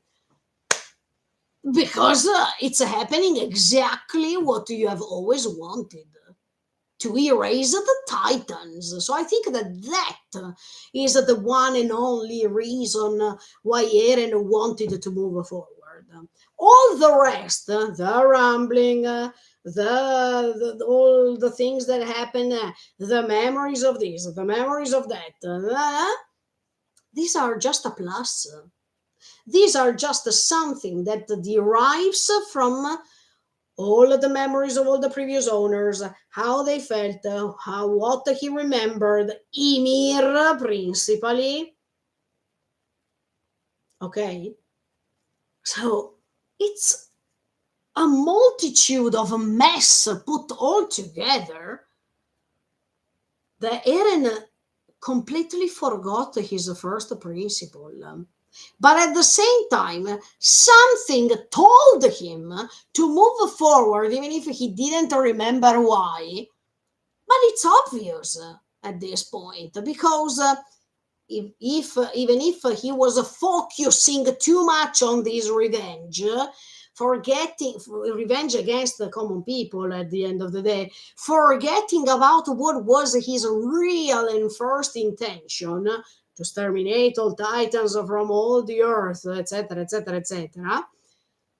Anyway, he helped Mikasa because Mikasa is actually doing, even if he forgot, what he has always wanted to do, to erase these titans' power. So there will be no more titans. So no one is forced to eat one of the previous generation, etc., etc., etc. So he forgot because he is completely blind right now. He doesn't even know what he is doing, in my opinion. But the fact that some people believe that Eren had the intention of becoming a mass murderer. Mm, mm. It's hard for me to believe about something like this. If I have this intention, as I told you many times, I don't cry in front of Ramsey. I don't try to save him because anyway, he would have been killed later, so who cares? But maybe if he didn't save Ramsey, then there was not the scene with Mikasa, etc., etc., etc. Okay, but by the way, a person who, let's say, enjoys killing others, he doesn't cry. He doesn't cry, and he doesn't even say sorry. He doesn't care, and he goes ahead doing those meaningful things because anyway they are on the other side of the ocean. So why Eren has to cry and to care so much? There's no point, right? That's why it's all incoherent.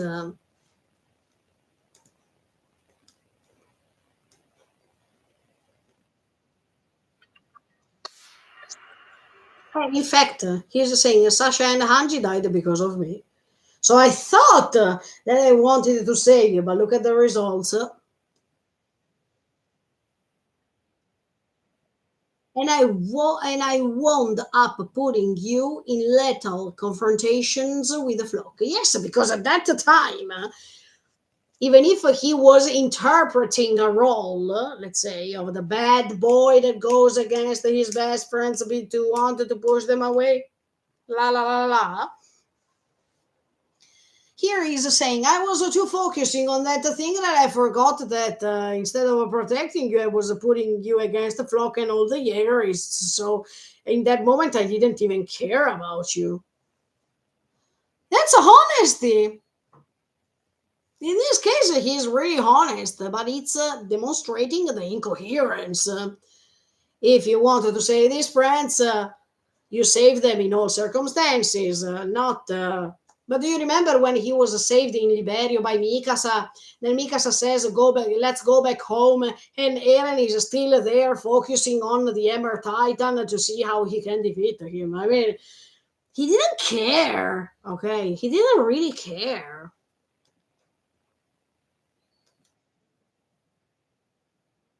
That makes you understand that his friends were not so important as much as his convictions. And in fact, those convictions are going on. except for this vision that Armin is having right now, recollecting his memories. This vision happens before the real battle with the rumbling starts. So, and Eren is already dead. This vision that Armin is having, even if it happens in the past, chronologically speaking, for Eren, it's happening now. Present, past, future, together. You should together. So it's like as if it's happening now. And now Eren is dead. So he has the chance, as much as when Zeke was talking to the previous owners, to realize certain things, as much as he was opening his eyes, and even Zeke opened his eyes, okay, when he was confronting Armin, he finds himself in a moment in which he is realizing that everything that he did, because he's dead already, everything that he did, it means all the rumbling that we have already seen even in the previous episode and even in this episode. You don't have to forget this. Now Eren is already dead. Even if this vision happens in, chronologically speaking, in the past, Eren is dead now. So nobody could stop him from annihilating 80% of humanity.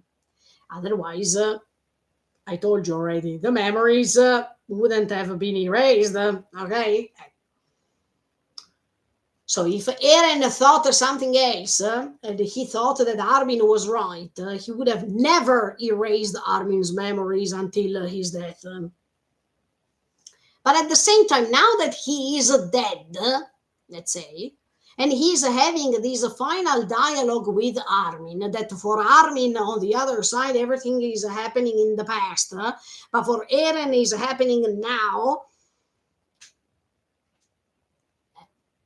It makes sense because death could interrupt the curse of all Titan powers. So even Eren now, especially in these last sentences, is realizing that now that he's dead, can understand or can focus, thanks to Armin, on things that he has never paid attention on. But now Eren is dead, and now he can do it. When he was alive, he couldn't do it. For Armin, Eren is still alive. But we realize that while he is having this dialogue, Eren is already dead. And in fact, Eren wanted him to remember things once he was dead. In the moment Eren is having this dialogue with Armin, for Armin is a past time, let's say. I mean, it was a present time, but for us now it's already the past time. But for Eren, it was even it was a time put all together. So he could collect even the past, the present, and future in one. So that's why, okay, many people didn't like the fact that Eren says I was a pathetic because I was running to rule this power. I was so stupid, a human being that tries to. But these are not sentences that Eren believed while he was alive. You need to remember that Armin, as much as he's confronting Bertold and he's saying things to Bertold, now Armin is saying things to Eren. But Eren is already dead. So by being dead, he has the chance to see things in a different way. While he was alive, he was convinced that he was doing right things. And that's why he didn't want them to stop him in this way, to change him, or I mean, to change his mind. They couldn't. They have never been able to do it. This vision maybe tricks you because you believe Armin had that vision when Armin still had to talk with Annie and reveal his feelings. La, la, la. For Armin, it's the past now. But for Eren, no. For Eren, past, present, and future don't exist because they coexist. So for us, there is a terminology, I mean, the distinction of the chronology of time. But for Eren, no. That's the problem. So I think that the sentences that from now, from this scene and going on, Eren is saying, is just sentences that are said once Eren died. Sentences where Eren was finally able to have a different view of life. As much as Armin could let Zik understand a vision of life few seconds before dying, the same thing happened for Eren. Few seconds before dying, or even, yes, once he is dead, he can recognize certain things. But that doesn't erase what he wants to do. In fact, Zik will be killed, for example. So, what Armin says to these characters doesn't change the story that has to go on in a certain way. The story goes on as it is. But in the moment, it's also good to see that if Eren dies and he's recognizing as much as Kruger before dying recognized, especially before dying, okay? Kruger was recognizing, look, I killed all those people to interpret a role. And if, no, if, and you don't know how many people I killed, even if I didn't want, because they were on my same side. So why is it why this is good for Kruger and this is not good for Eren? Are we still talking about the amount? I mean, the number of the people Eren exterminated that can't be compared with what Kruger did? Okay, but anyway, we are talking about people dying. So what is the difference? There is no difference. No difference. So um, that's why I'm saying that I like this story because you understand that people are, even if I don't want to say they changed their mind, but before dying, something particular is happening. Okay, maybe you decided to say sorry when you have never felt sorry. Maybe before dying, you realize how stupid you were. Why do we have to represent Eren as a human being just when we want, and we don't appreciate Eren being human even to say sorry, I was stupid? I don't understand this. Ah, just because he killed lots of people, 80% of humanity. But yeah, but that doesn't mean that he can't say sorry. That doesn't mean that he can't realize how stupid he was to be confused by previous memories, because that's what happened. He put lots of faith in memories, previous memories, in memories from the future, that he could, that all these controlled his existence, his movements, his actions, um, these persistence of time, past, present, and future together. He's dead. He's free from all these. So now he can say that he was stupid. I don't see anything wrong with it. Maybe before he couldn't say it because he was still stuck. And if you are stuck, And if you feel that your convictions are good and you're stubborn enough to keep going on without listening what even your friends are saying, you can't say sorry. You can't admit to yourself that you are wrong. But even Kruger, even Grisha were awakened by Zik, even if they were dead. So why can't Eren be awakened of everything that happened once he is dead? I can't see the difference. So I don't understand why people were complaining about this.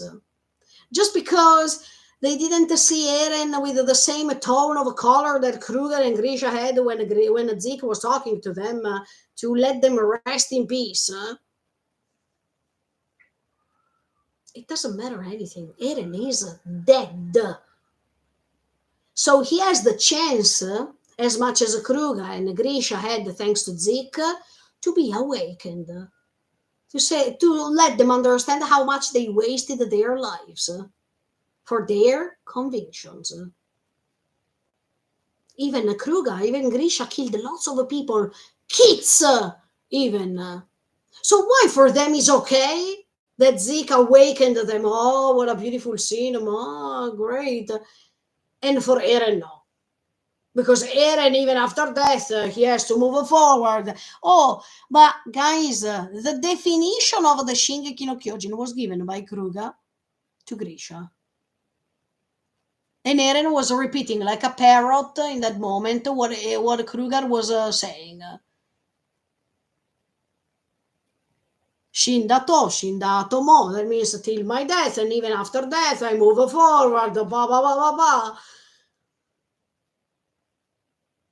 And Eren was even convincing himself in front of a mirror. Come on, to say these kind of things. If you don't fight, you will lose. If you keep fighting, you're going to win. I mean, this is his principle, okay? But if we had that amazing scene of Armin awakening Zeke and Zeke awakens even the previous owners, why now Armin can't awaken Eren? Because Eren had to be the mass murderer who says even after death, I did the right thing. But Eren is a human being. He is not the god of all evils. Because if you think that Eren was like that, in my opinion, you misunderstood. Eren pretended to be this. But at the end of the day, we saw the fragility in this dialogue that is typical of a stupid human being. Stupid because he was wasting his life to follow principles that were not good enough to be followed. And in the meantime, he wasted lots of time. Did he invest this time in the proper way? I don't think so, because now he doesn't even understand why he did what he did.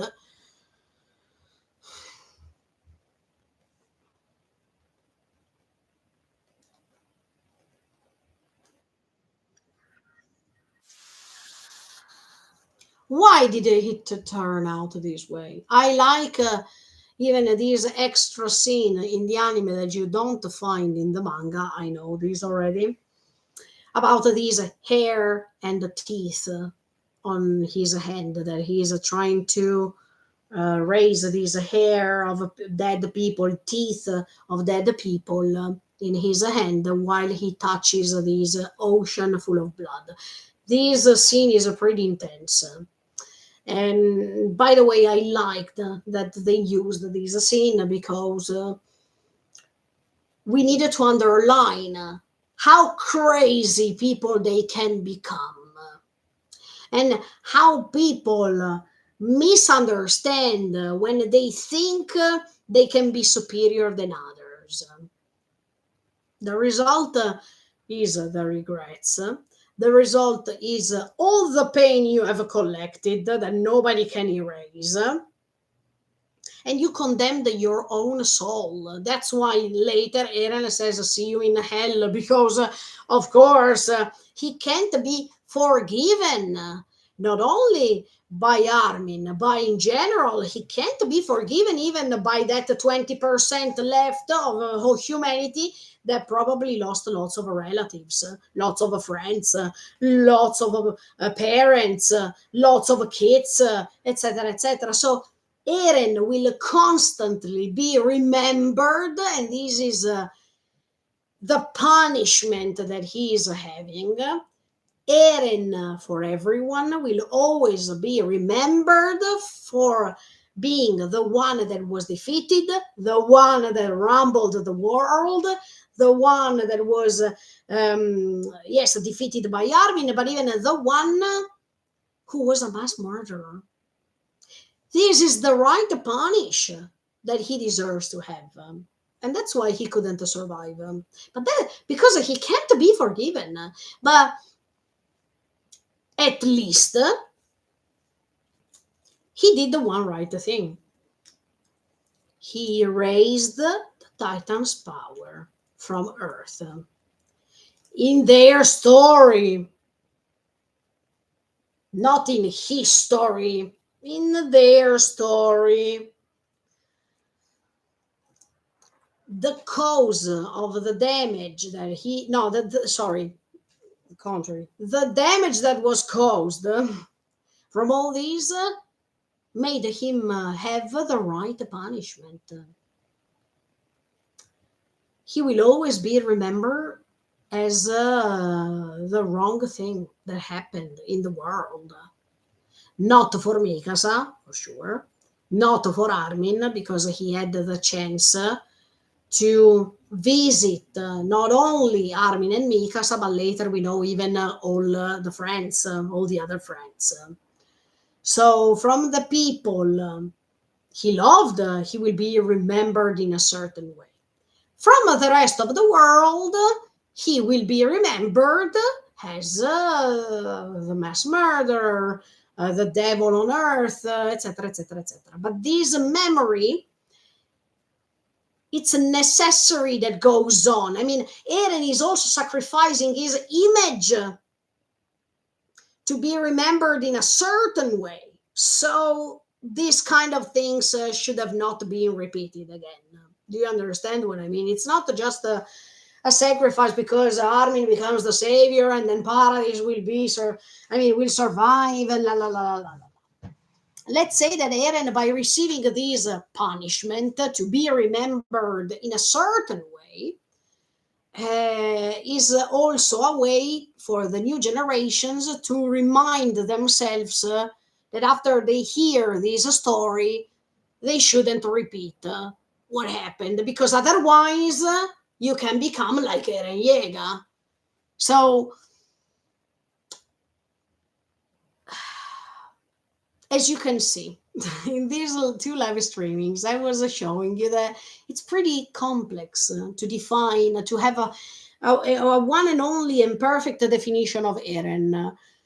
And we can keep going on for many other hours, but the result is that unfortunately you can't give a definition, a one and clear definition of the character. So it's pretty hard, pretty hard. But that's why the story is so beautiful. Absolutely. I finally know. Of course that he knows now. He's dead. His Titan's power is over. Think about it. Why he couldn't understand it before? Because the power of Titans existed. And now that he is dead, and Armin has the chance to say his last words, especially because I repeat, for Armin, this is a vision that he has in the past. But for Eren, everything was colliding. I mean, everything was unified into one. So for Eren, it's nice to say now that he's dying and the Titan's power is over. so he can live after this human life, as much as Kruger, Grisha, now Eren understands why. Because he's dead and the Titan powers is over. So there's no way he can be confused anymore. There's no way. So he knows now. After all this dialogue, in which it was everything like a roller coaster that you couldn't understand anything, in my opinion, when he says, now I know now.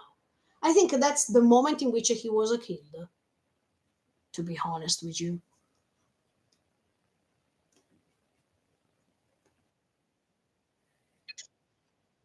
It's because I am an idiot. But did you see even the face that he is making when he's saying that he is an idiot?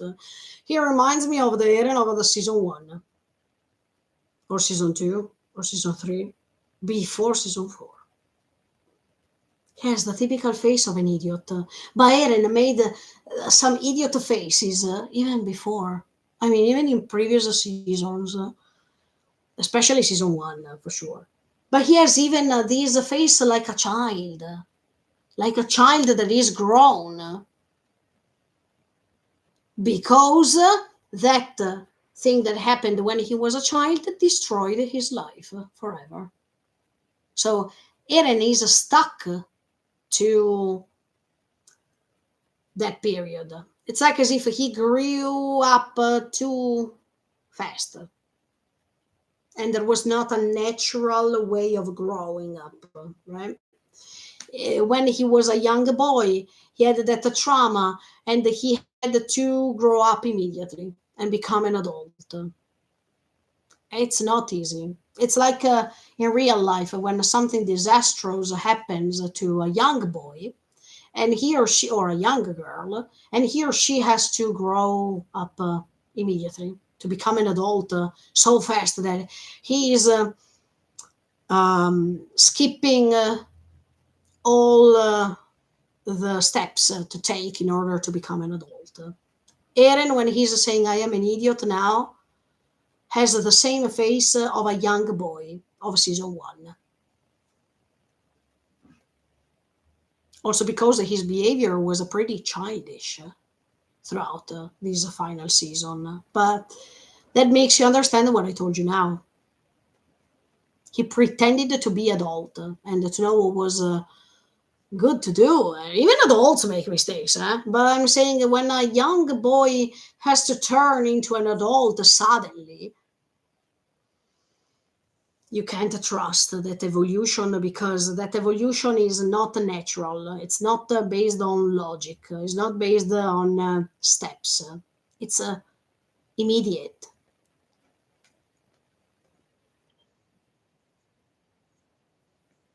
A garden variety idiot who got his hands on power.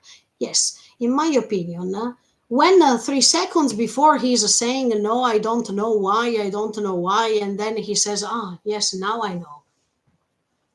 Is the difference between Eren before dying and Eren who's dead. So this doesn't take away from Eren anything as a character.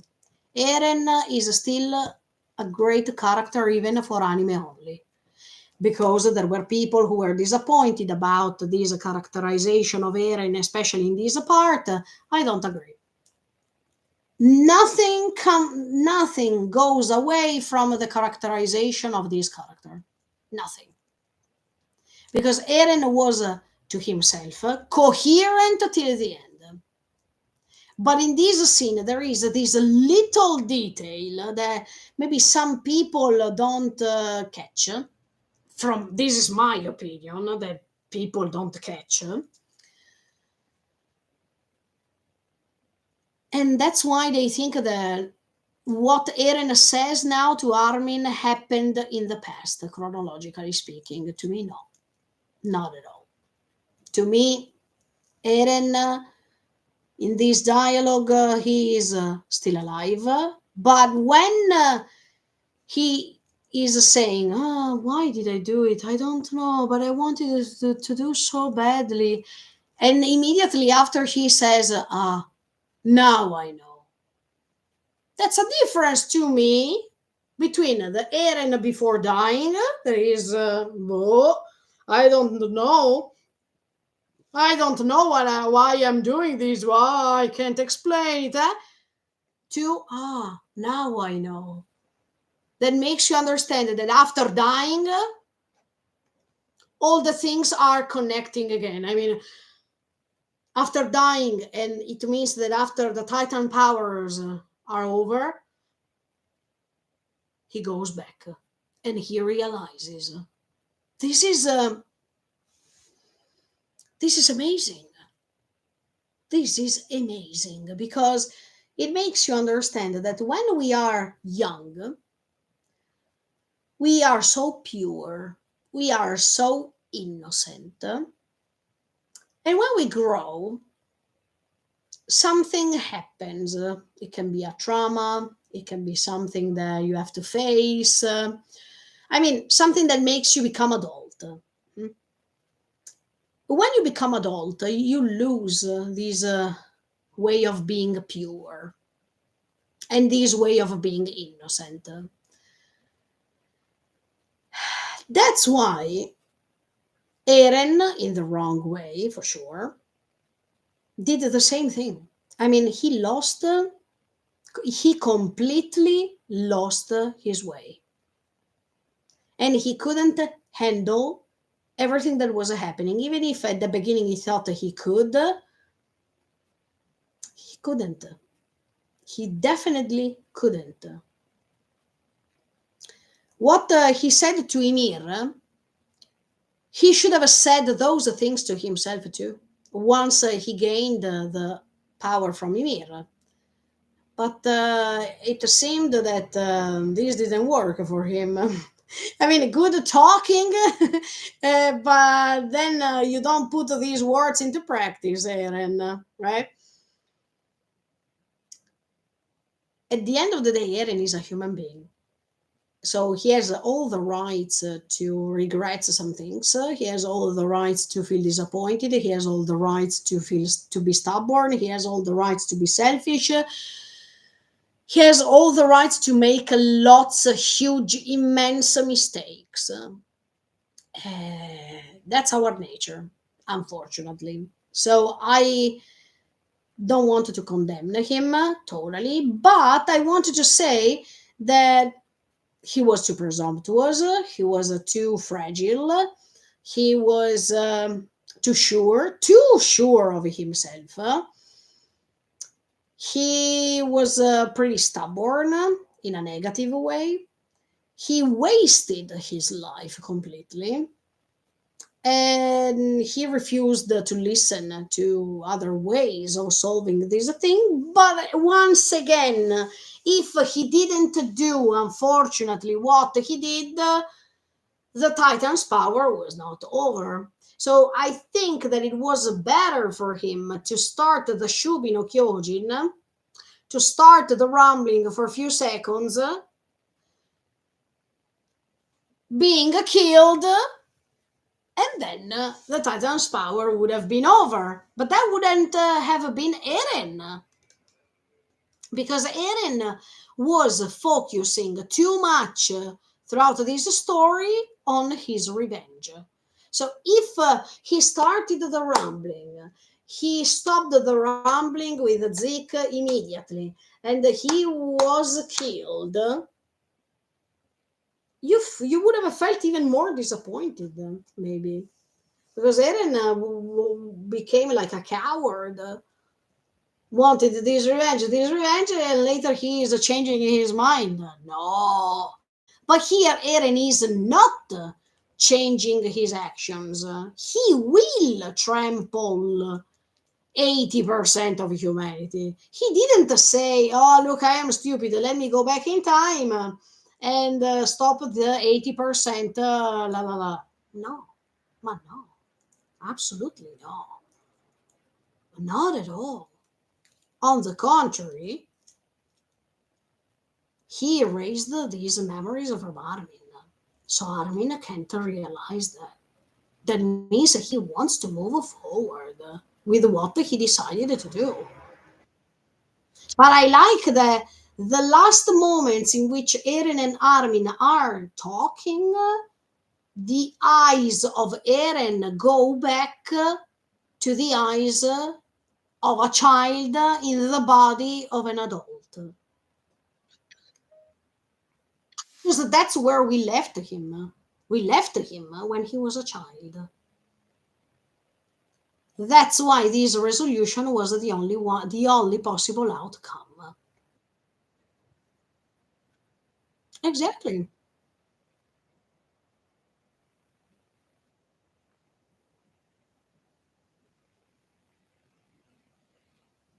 And even Armin has to,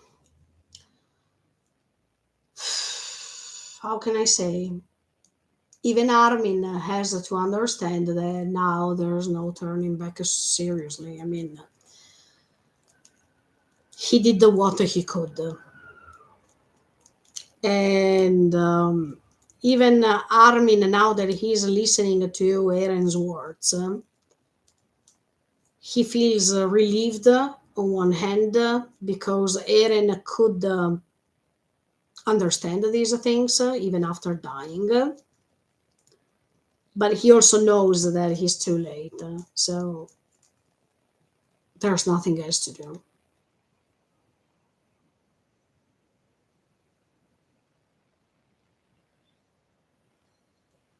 But I also admire Armin that says, I understand you.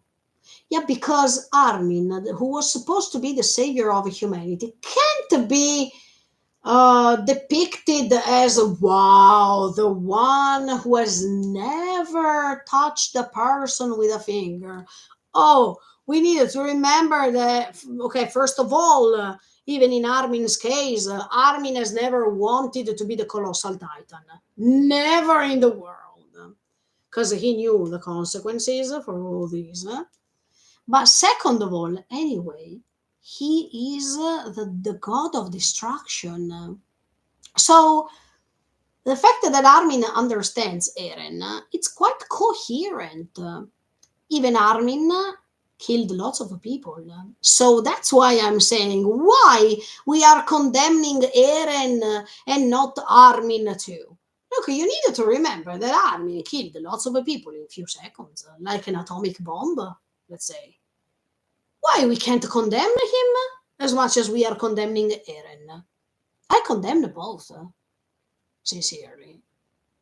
Both, but even all the others who uh, took their responsibilities and they said that we are all guilty. Yes, so they are all guilty. The one and only who can say something without being punished, let's say, without being said that he is a mass murderer or whatever, he's Sasha's dead. Even if we follow animalists, for for them, Sasha's dead is a criminal too. But let's say that nobody is free from guilt. That's why Eren can't be free because he feels guilty. And this search for freedom never ends. Look at look at all the characters. Who is free from guilt? No one. Ah, maybe. Now I tell you another thing. When Eren saw Grisha saying, Eren, you are free. And no, you're not free for nothing, let's say. Because Eren saw already that he will be guilty. So there's no way that he will be free from that guilt too. Not at all. Totally the contrary. It's not true what Grisha said that he will be free, also because he will never be free from his convictions. He will never be free from his ideals. He will never be free from this instinct that is manipulating his own thoughts. So that's something stupid, even to believe it. That's why Aaron is saying, yes, okay. I remember now my father saying, Aaron, this is your name, Aaron, you will be free. No, he will not be free. Absolutely not. Especially because he can't be free from this guilt, not even before dying, but even after death, because he will always be recognized as a mass murderer. So, hello. So, it's obvious that he will never be free from even the reputation that he built throughout his actions. Not at all. Absolutely no. So that's why I'm saying that, wow, this story is a journey, and this deserves absolutely to be read in the case of the manga, being watched in the case of an anime. I think that this story, they should make digest movies and show them to schools, show them to many different contexts, because they can inspire the new generations. That, do you want to feel guilty forever, or do you want to spend your life by doing righteous things? Do you want to be remembered as an evil person who created lots of a mess, or do you want to be remembered for something great that you did in order to change the world? In the case of Eren, he will never be remembered as the one who, thanks to the cooperation with Mikasa, ended the Titan's power. He will always be remembered as the one who was defeated by Armin Arlert, and the one who started the rumbling as a Shingeki no Kyojin, as a Shubi no Kyojin, blah, blah, blah, blah, blah, blah, blah. Armin will be remembered as the one who contrasted Eren Yeager. So let's say that he should be represented as the new Heros, even if he didn't want to be like a Heros, because Heros was, let's say, put there as a puppet to be recognized as the hero, but Armin doesn't want to be the hero.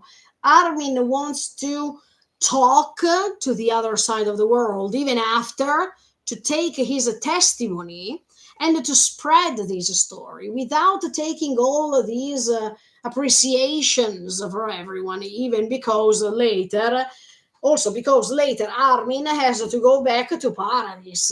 And in Paradise, there are other people who are not so satisfied with the fact that Armin and all the others went over there to save humanity. So Armin has a big job later, a job that is made because of communication, a job that helps all these people to try, not as an imposition, but to try to modify the world for something good, to have that faith, that hope that this might happen.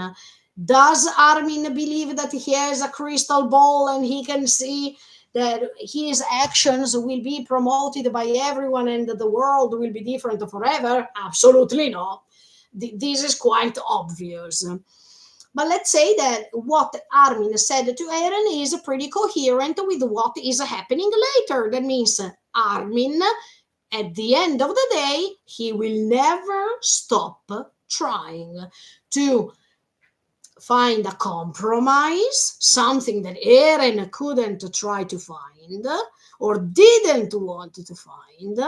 And that's why Armin deserves, no matter the amount of people who he killed, he deserves to repair his mistakes by trying to do something opposite. Eren was not this case.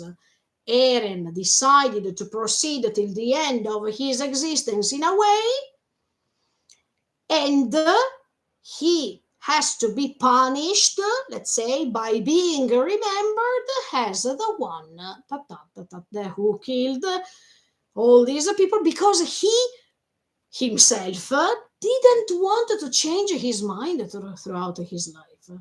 So there is no way that he has to be remembered as the poor and dear Eren. No, no. Armin Arlert is the one who defeated the Shingeki no Kyojin. Finished. It means that the Shingeki no Kyojin was a person that shouldn't be imitated. Let's say. But now you understand what I mean. This scene was a pretty controversial when Eren stands for the fact that he's an idiot. No, no, remember the details. When Armin is having this vision, Eren is already dead. When Armin was living that vision, created by Eren, Eren had still past, present, and future together. Put together. So, there is 3/4 of the dialogue in which you see that his emotions and his thoughts are a roller coaster. 1/4 of the dialogue from the moment in which he says, after he said millions of times, oh, I don't know that, I'm confused, no, don't tell me that when I did that thing, it means my mother was killed because of me, oh no, this is 3/4 of a dialogue. But the 1/4 left, that is what we watch now, especially when he said, now I know. The reason why I did this is because I was so stupid. And because I was handling a power that was stronger than what I am. And I thought, stupidly speaking, that I could control it. What a stupid I was. But in that moment, Eren is dead. That's what I feel. The 3/4, he was still alive. When he's doing, why? Nande daro? Now I know. But in that moment, I think he died. And after dying, the Titan's power is over. So he can understand now why. And he's no more confused. So try to see the difference between the Eren of before and the Eren after. Now, the Eren of after is experiencing exactly what Armin did to Zeke and what Zeke did to Kruger and Grisha. Same. That means awakening. Same.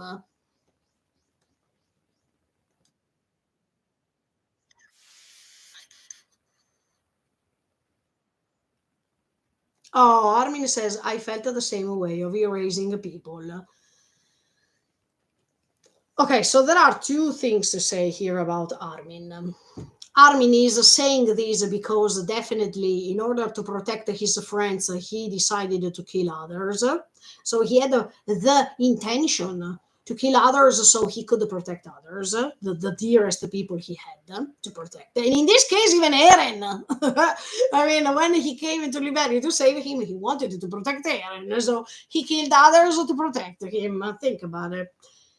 The other interpretation is that now Armin knows that this is probably the last time he will talk to him. So usually, what does a friend do when a friend sees the other one dying? Or let's say, when you see your friend in trouble, what friends usually do? Usually they try to comfort their friends. Usually a friend is trying to be there for the other person, to make this moment happening in the most delicate way and the most respectful way. So one way for Armin to let Eren feel a little bit better is to say that he can understand him, so that Eren doesn't feel alone as much as Eren has always felt, especially in the last years, where he was alone against everyone because of his personal choice, but also because when he spent 4 years in Marley by himself, he was alone.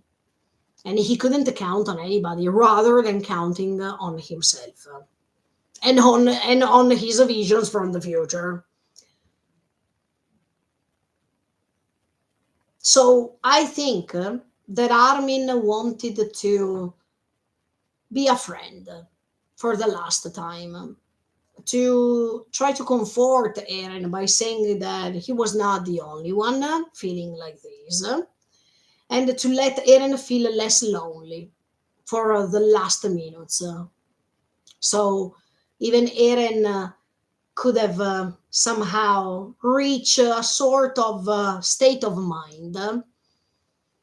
I don't want to say peaceful because Eren will never feel peace. I mean, he will never rest in peace, in my opinion. But the final moments in which you are in front of a friend and this friend is taking all of the responsibility and he feels pretty lonely and he knows that he made all of the damages possible, that he destroyed the world, etc., etc.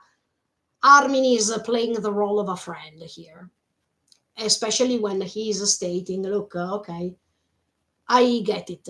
I understand how you feel because I also felt like this. It was a way to stay close to him for the last time. That's why I respect Armin because he was a good friend till the end. And we can't say the contrary, sincerely. We can't. In fact, Eren is saying, you're a liar. You would never. I know. But Eren misses some pieces of the puzzle. Because while he was on the other side, and even when Eren came back, but then he moved away with the Jaegerists, thanks to the Jaegerists' help, etc., etc. He didn't see Samuel and Daz dying. He didn't see how hard it was for Armin to kill his friends like this, so brutally, together with Connie. He missed some points.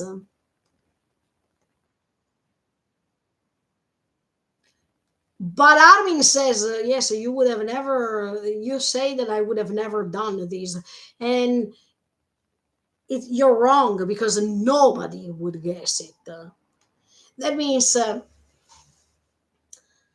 you, Eren, have already a sort of mark on your persona. So everyone is tagging you as the bad one, the bad Eren, yes.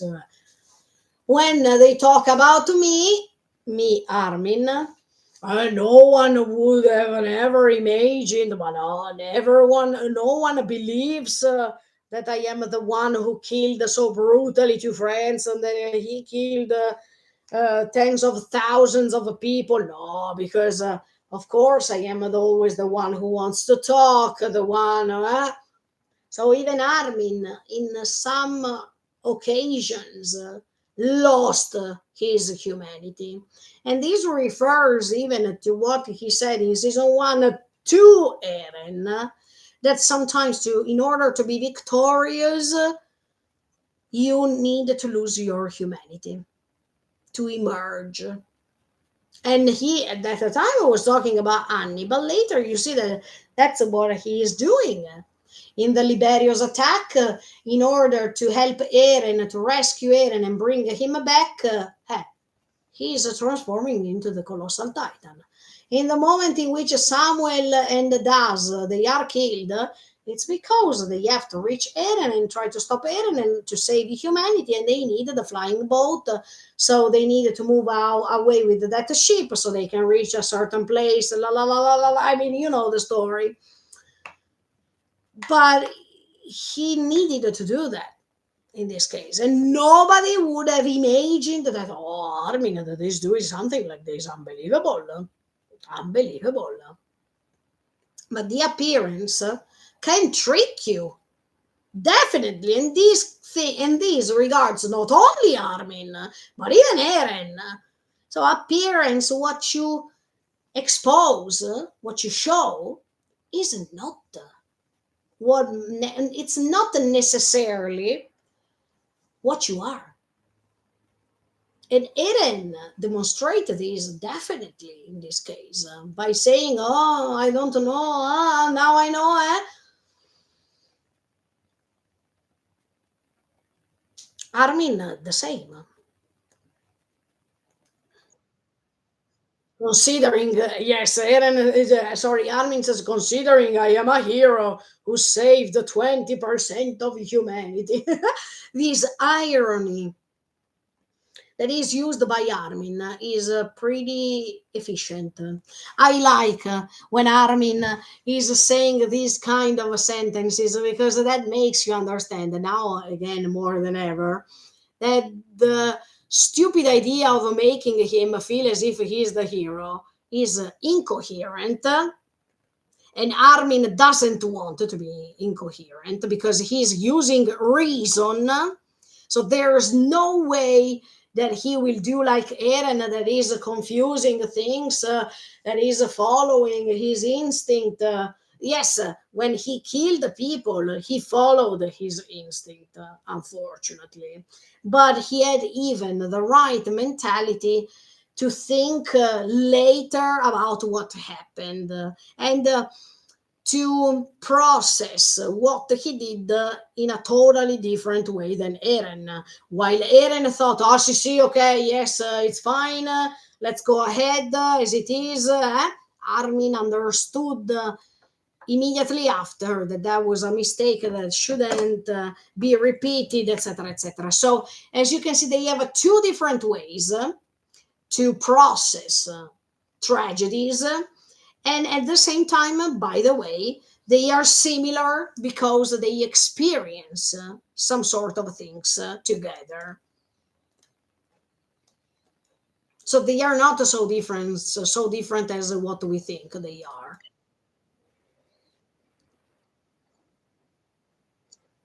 Still, he says, it was me that showed you the book about the outside world. Yes, he feels guilty because of that. But let's say that Armin can't be responsible of what a person thinks. I mean, Armin showed him a book. Armin told him, promised him to show that that book was saying something correct, and he did it. Okay, so his let's say responsibility ends in the moment they are reaching the ocean, and they see with their eyes that the ocean exists. So Armin was not a liar in that moment. But Armin can't be responsible for Eren's reactions. Armin can't imagine that Eren feels disappointed, so let's terminate all humanity. I mean, that's too crazy, right? And in fact, even Armin probably felt disappointed, also all the others felt disappointed that humanity was not the only one confined in the walls, but the humanity was also on the other side of the world, especially when they discovered that the paradise was belonged by all these people who were considered demons. I think that everyone felt disappointed. But while all the others had the chance to grow step by step and develop a sort of maturity that defines them as adults, Eren couldn't have the same process. Eren stopped living his life, his usual life, as much as all the others, the day in which his mother died. So even if other people saw in their lives something really brutal, like Mikasa, who saw her parents being killed, etc., etc., etc., Mikasa was saved immediately after by Eren, by this new possibility to start a new life. Eren couldn't have this possibility because Eren was already a Titan, was already collecting little by little memories from others, was already starting being confused. So we can't compare these characters with Eren because Eren became a Titan when he was a kid, when he was a little boy. Armin becomes a Titan when he is a teenager, let's say 18, 19 years old.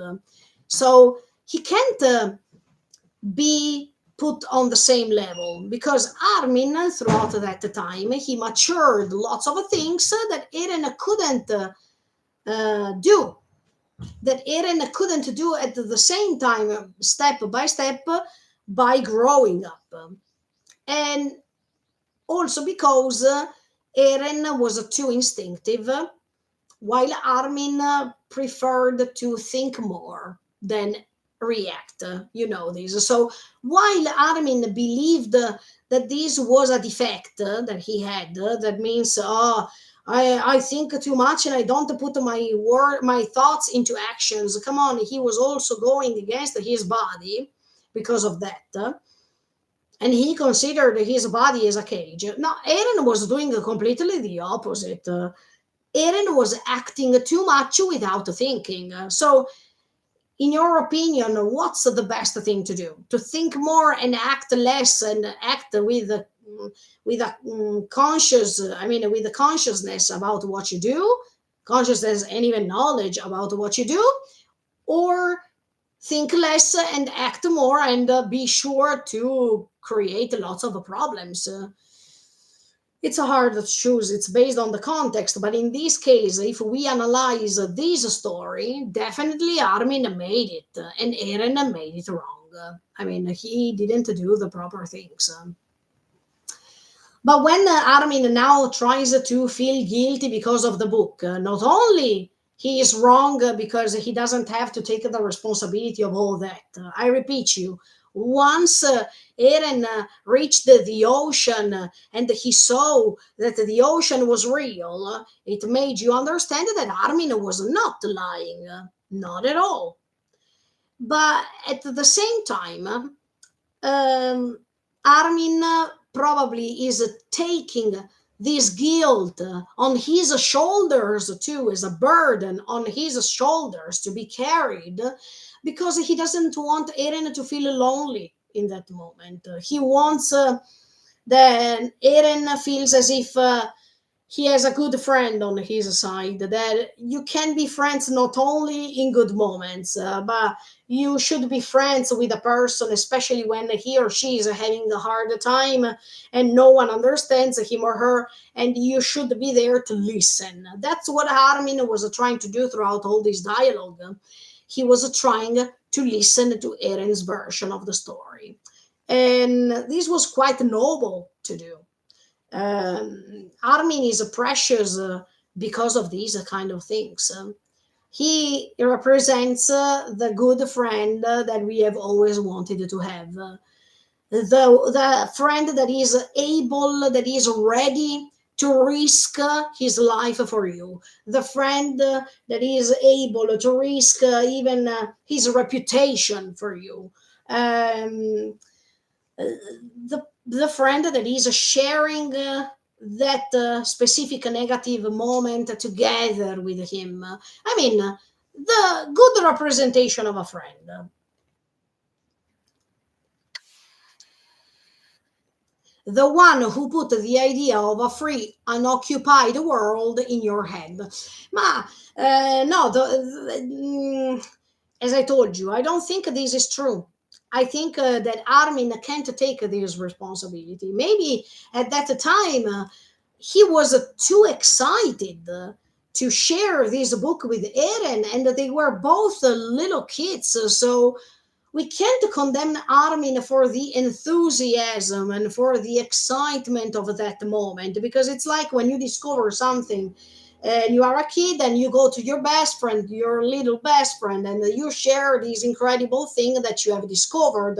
You can't accuse this little boy of have been too excited, as much as Armin is not the fault guy who said randomly the world doesn't have humanity, we are the only ones. The book said it. So it's, let's say, the book's fault that was not writing anything about this humanity on the other side of the ocean.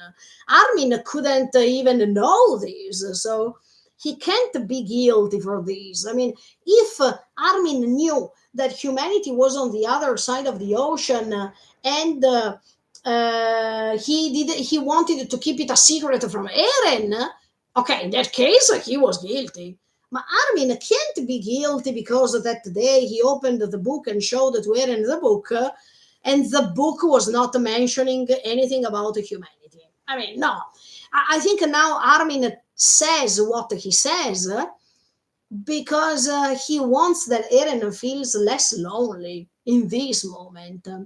And even this beautiful and symbolic moment in which Armin is getting that shell, that is the shell of the hope of discovering the world, the shell that he took when they reached the ocean where everyone was so happy, instead of Eren, who was the only one who was not happy at all. Um, Armin is punishing himself of have been too excited, even in the moment of the ocean, to have not recognized that Eren from that moment was living a certain moment of disillusion based on what he saw from the future. Maybe yes, Armin lacks of that sensitiveness of that moment more than when he was a child. Armin, when he reached the ocean, was simply too excited. And in that moment, he couldn't realize that Eren was not. Probably if in that scene Armin would have said to Eren, what's wrong? Why do you make that face? Did something happen? Are you not happy of reaching the ocean? In that moment, for one time in his life, let me say it, Armin was happy. Armin was not taking care of others. Armin was dedicating a little bit of his time and his excitement for himself. And he completely forgot to take care of Eren in that moment. But I can't judge Armin for this. That's why I believe that Armin is taking this responsibility so that Eren feels less guilty, so that he also can gain a little bit of that punishment, let's say, that Eren has on his shoulders.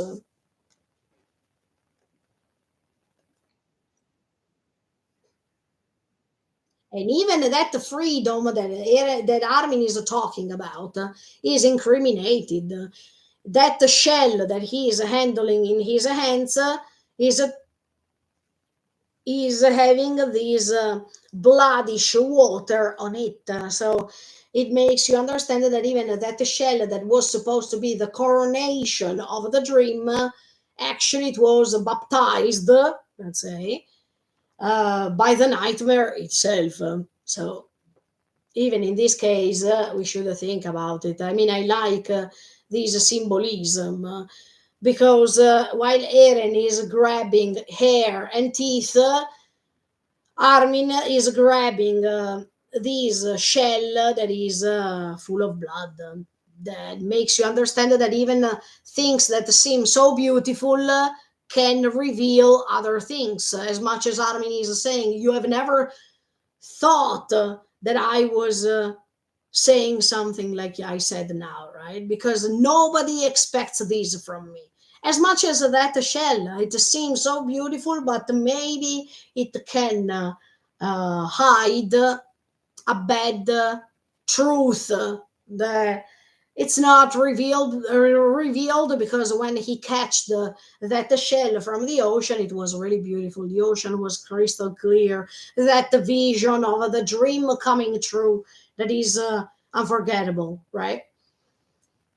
But later, actually, even that dream turned into a nightmare to him too.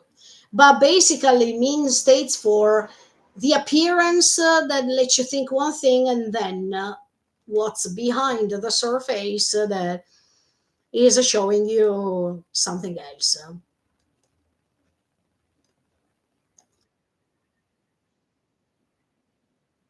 Eren is saying, "What's that?" Because Eren didn't pay attention at that time when Armin was collecting this shell.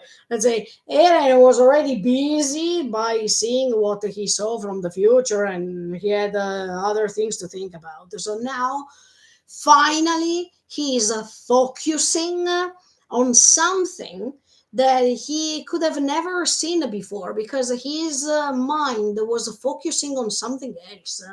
That is more or less like when Armin is explaining to Zik that he treasured so many things in life, and he was born to live those moments. Yes. In this case, Eren is experiencing the same, because he has never paid attention on that shell before, especially when they reached the ocean. Now that it's too late, he anyway gets the chance to understand how meaningful that shell for Armin was. Let's say that Eren was too selfish to think about his own existence only, and he didn't even pay attention, or let's say exchange the favor of being friends as much as Armin was doing these towards him. Eren has never asked him about that shell. Now that everything is over, and his real self is back, can pay attention to that, even if it's too late. So, in fact, Armin says, "So you have finally noticed it." Sorry that I turn on the light for a second, so I can finish this dialogue. Here I am. I can finish this dialogue really quick. It was at our feet the whole time when they reached the ocean. But you were always looking off into the distance. Yes, that's what I told you now.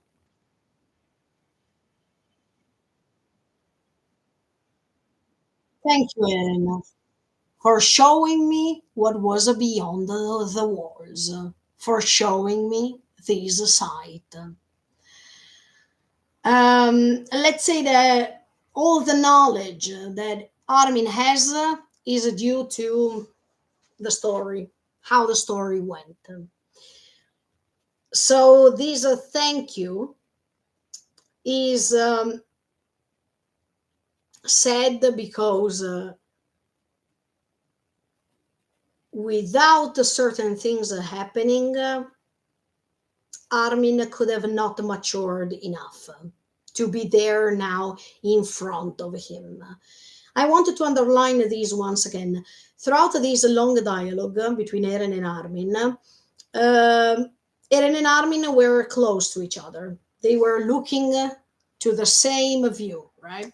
But in this context only, the context of this bloodish river, sorry, bloodish ocean, Eren is in front of Armin. It means that Armin can't stand close to him, that he's detaching himself from his choices. And this is pretty symbolic too. But this thank you is thank you, Eren, because your life was not cruel only. Your life was not meaning something related to the revenge. Thank you, Eren, And this reminds me when Mikasa was thanking him for certain reasons in season 2. When Eren has always thought that his life was meaningless because he couldn't change anything because he was paying too much attention on revenge. And it seems that Eren's existence is meaningless, right? But Armin is showing him that not only Mikasa thanks him for certain things, but even he has something to thank Eren because of these precious moments that were able only if Eren was there. It's like when Mikasa is thanking him, and Mikasa is thanking him because of the scarf that he puts around her neck. This seems to be so stupid or so simple to thank something or to thank someone about this thing. But it's not, because it's like when Armin liked to reach that tree that day. That even if he was the last one, he enjoyed running and hear and feel this breeze on his face. And he understood that that moment was worth being living. The same the same Armin is doing now. He is thanking Eren to showing him what was behind the walls, and that's already enough for Eren to understand that Eren's life is not made just by negative experiences. That Eren is not evil because he helped people to experience things that these people will never forget. And Eren was the one who could have let these people collect these precious, simple, but so special memories that make him be even good. So Eren is a human being, and as all human beings, we both have good sides and bad sides. We can create bad memories influencing others, but even good memories influencing others. Armin wants to tell him this. Dear Eren, you should be proud to have been born.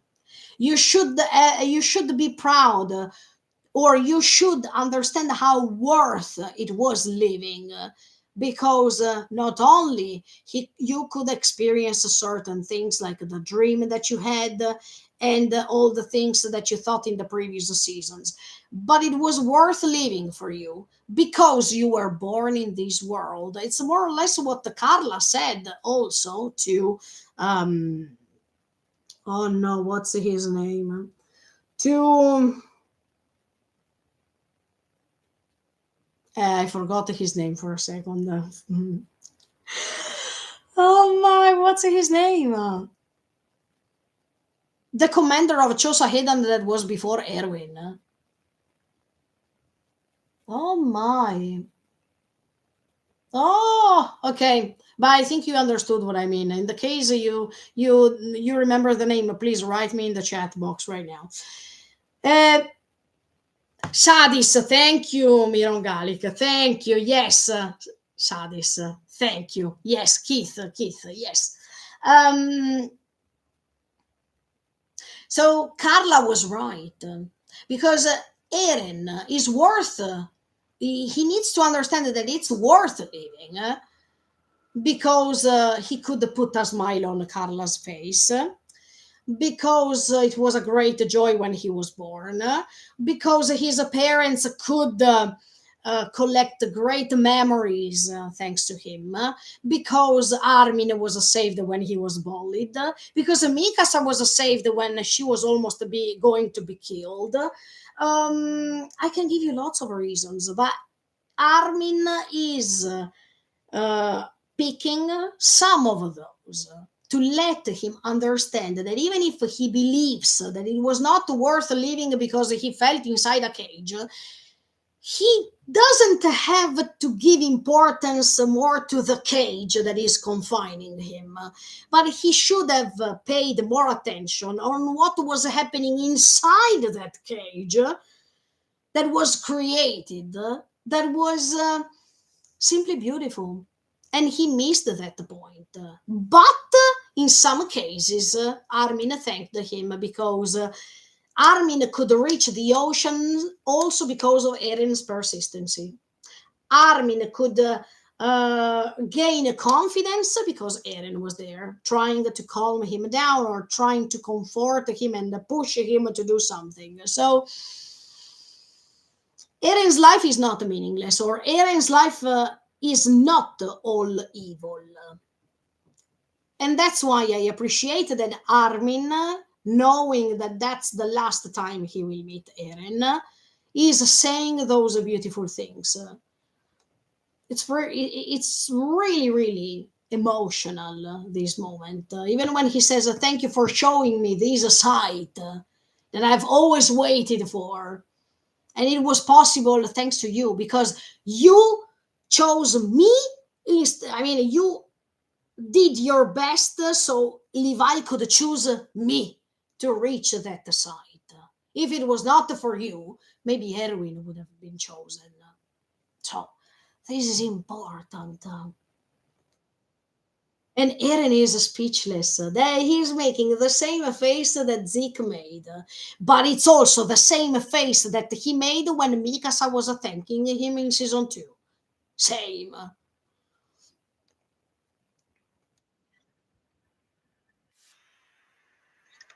We did this.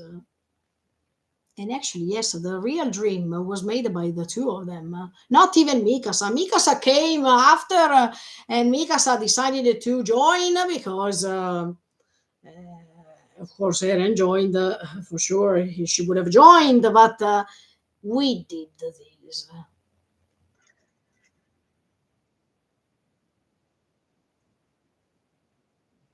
Wow. Wow, this is what you expect that a friend tells you, okay? In the moment, the last moments of your, in the last moments of your life. So after this, we will be together forever. And this makes me feel emotional because, look, so after this, that means afterlife. I can't say these words. I get too emotional. We will be together forever. That's true. I mean, these are the typical words that you expect from one of your dear friends, or before, or while you're dying, or when you feel lonely. I mean, Armin is interpreting now the perfect role of the perfect friend.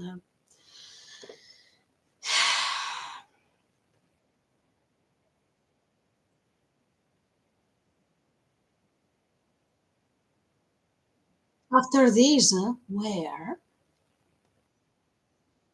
In hell, assuming it exists. Because, of course, they don't know. But let's meet in hell, assuming it exists. So it's like as if Armin is saying, let's hope it exists. So I give you now hope, telling you that maybe it will exist, so we will meet again. And on the contrary, I hope that it exists.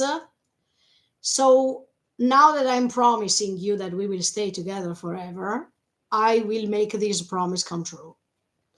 This is awesome. This is pretty awesome. To let to let Eren have the hope to have something to believe in even after death. If hell exists, wait for me, I'm coming. And let's hope it exists. So I will come and join you because the good friends join together, not just in good times when you helped me making my dream come true, but also and especially in hard times. Wow, wow. Yes, yes. Because we also don't know if hell or heaven exist, or if in another dimension where we human beings can't see this other dimension exists. We don't know. But we like to hope that it exists, so we are not so afraid to die. And you know that Eren said in this dialogue between the two, I don't want to die. So I think Armin is choosing the proper words, even to comfort Eren, of not being afraid of dying because they will meet again. Uh, while while in many other stories you hope to hear, oh, let's meet in heaven and let's be free and happy for together forever. No, in these stories Ayama wanted to put hell everywhere, so we will not meet in heaven, of course, because they can't be forgiven by their sins, because of their sins. Let's meet in hell. Wow. And Mikasa will go to heaven? Not really, because she also killed the people. So as you can see, but we will suffer for the sin of killing 80% of humanity. But Armin, no, I mean, I don't agree. You don't have to take this responsibility because of a book, because you at that time were a young boy who didn't even mention maybe humanity is outside of the world too. I mean, you didn't exterminate 80% of people, Armin, so you shouldn't carry this burden together with Eren. But I understand why you do it. You do it because you don't want Eren to feel lonely anymore. And in the last period of time, Eren was feeling completely alone. So you wanted to repair the favor of the moments in which Eren didn't leave you alone. But this is not the right way. You shouldn't pay for his mistakes. But on the other side, I understand that you do it because you are a good friend and you want that Eren dies in a certain way with some other convictions, but these convictions are pretty better than the others because in these convictions that he's putting in his mind now, he believes that you will meet again. That is even better than let's exterminate 80% of people. Okay.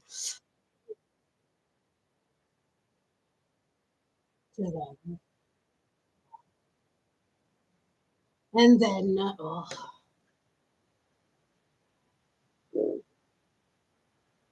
the hug.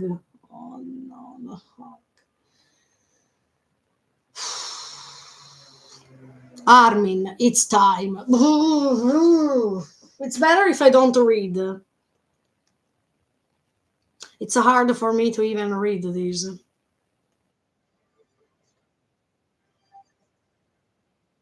I'm erasing your memory of our time here. But once everything is over, you'll remember again. I know. Our next meeting will be a fight to the death. And in fact, they are fighting one colossal titan versus the other one. And the next one after that. Eren starts crying.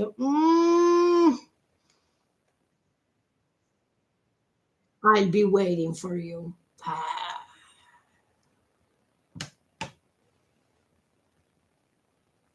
So he is not free. I mean, he is not free. He is not free even after death. Here we go. Because now he has another mission to wait for Armin. That Armin comes. So he's like Ymir now. Maybe no, it will take less than 2,000 years for sure. But he is not afraid. Not yet. He waits for Armin. Yeah, the last hug is. See the opposite of the scene in which they are punching each other. So beautiful, so beautiful. I'm waiting for you in hell. Wow, wow. Isayama, you're so cruel. But okay, yes, he deserves that for sure. Right, we will be together forever.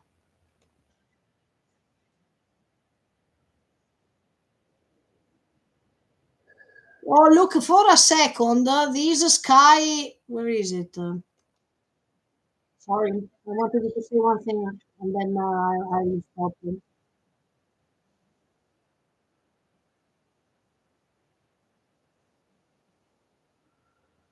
When Armin is saying we will be together forever, it's exactly like a pact with the devil. I mean, it's like as if yes, not only they are promising to meet themselves in hell, that is already something not amazing, but it's like as if it's a pact that they make, and it's like a pact with the devil. And this vision of all the clouds and this circle that is made, I mean, immediately after you have the scene of this sky that has all these clouds around, right? And the blue sky is just a little circle at the end. Wow, this reminds me Berserk with the eclipse. I mean, I have to um, I have to say that it's not the same thing. But now here we are talking about hell.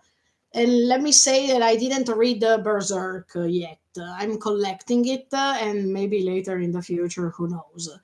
But in Berserk, you have the eclipse scene, right, in the manga. First of all, kiss to Miura Kentaro. You are always in our hearts. But the eclipse scene, the eclipse vision in Berserk reminds me, no, let's say this scene of this sky with all these clouds all around and this little blue circle of the sky. It reminds me the eclipse in Berserk because you know that eclipse represents all the stratification of demons, right? And it's also reminding me for sure the concept of a hell that is a little circle at the end, and all the stratification of a hell that is surrounding this last area of hell where Lucifer is. That's amazing because actually we are pointing at the sky this time. Usually we point down, I mean underground, to represent hell. But it's so amazing that for the first time hell is when they are talking about hell there is this blue sky with these clouds, and it's not always the same and usual representation that we imagine. But yeah, for a second I remembered the eclipse of Berserk because wow, I mean all demons are waiting for us, Armin. Oh my. Last thing, and then I close this live stream, long live stream. Wow! And this circle of the sky that goes on becoming the eye of Armin when he remembers in that moment everything. And we understand that that moment in the previous episode, the part three, when we saw that Armin was doing this and Annie was talking to him and he concentrated once again, was that moment in which he had that vision. Wow. Wow. Wow.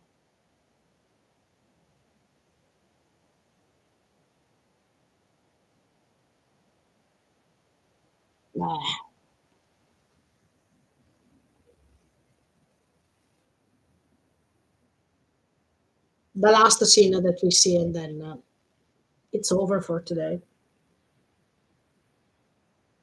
Uh,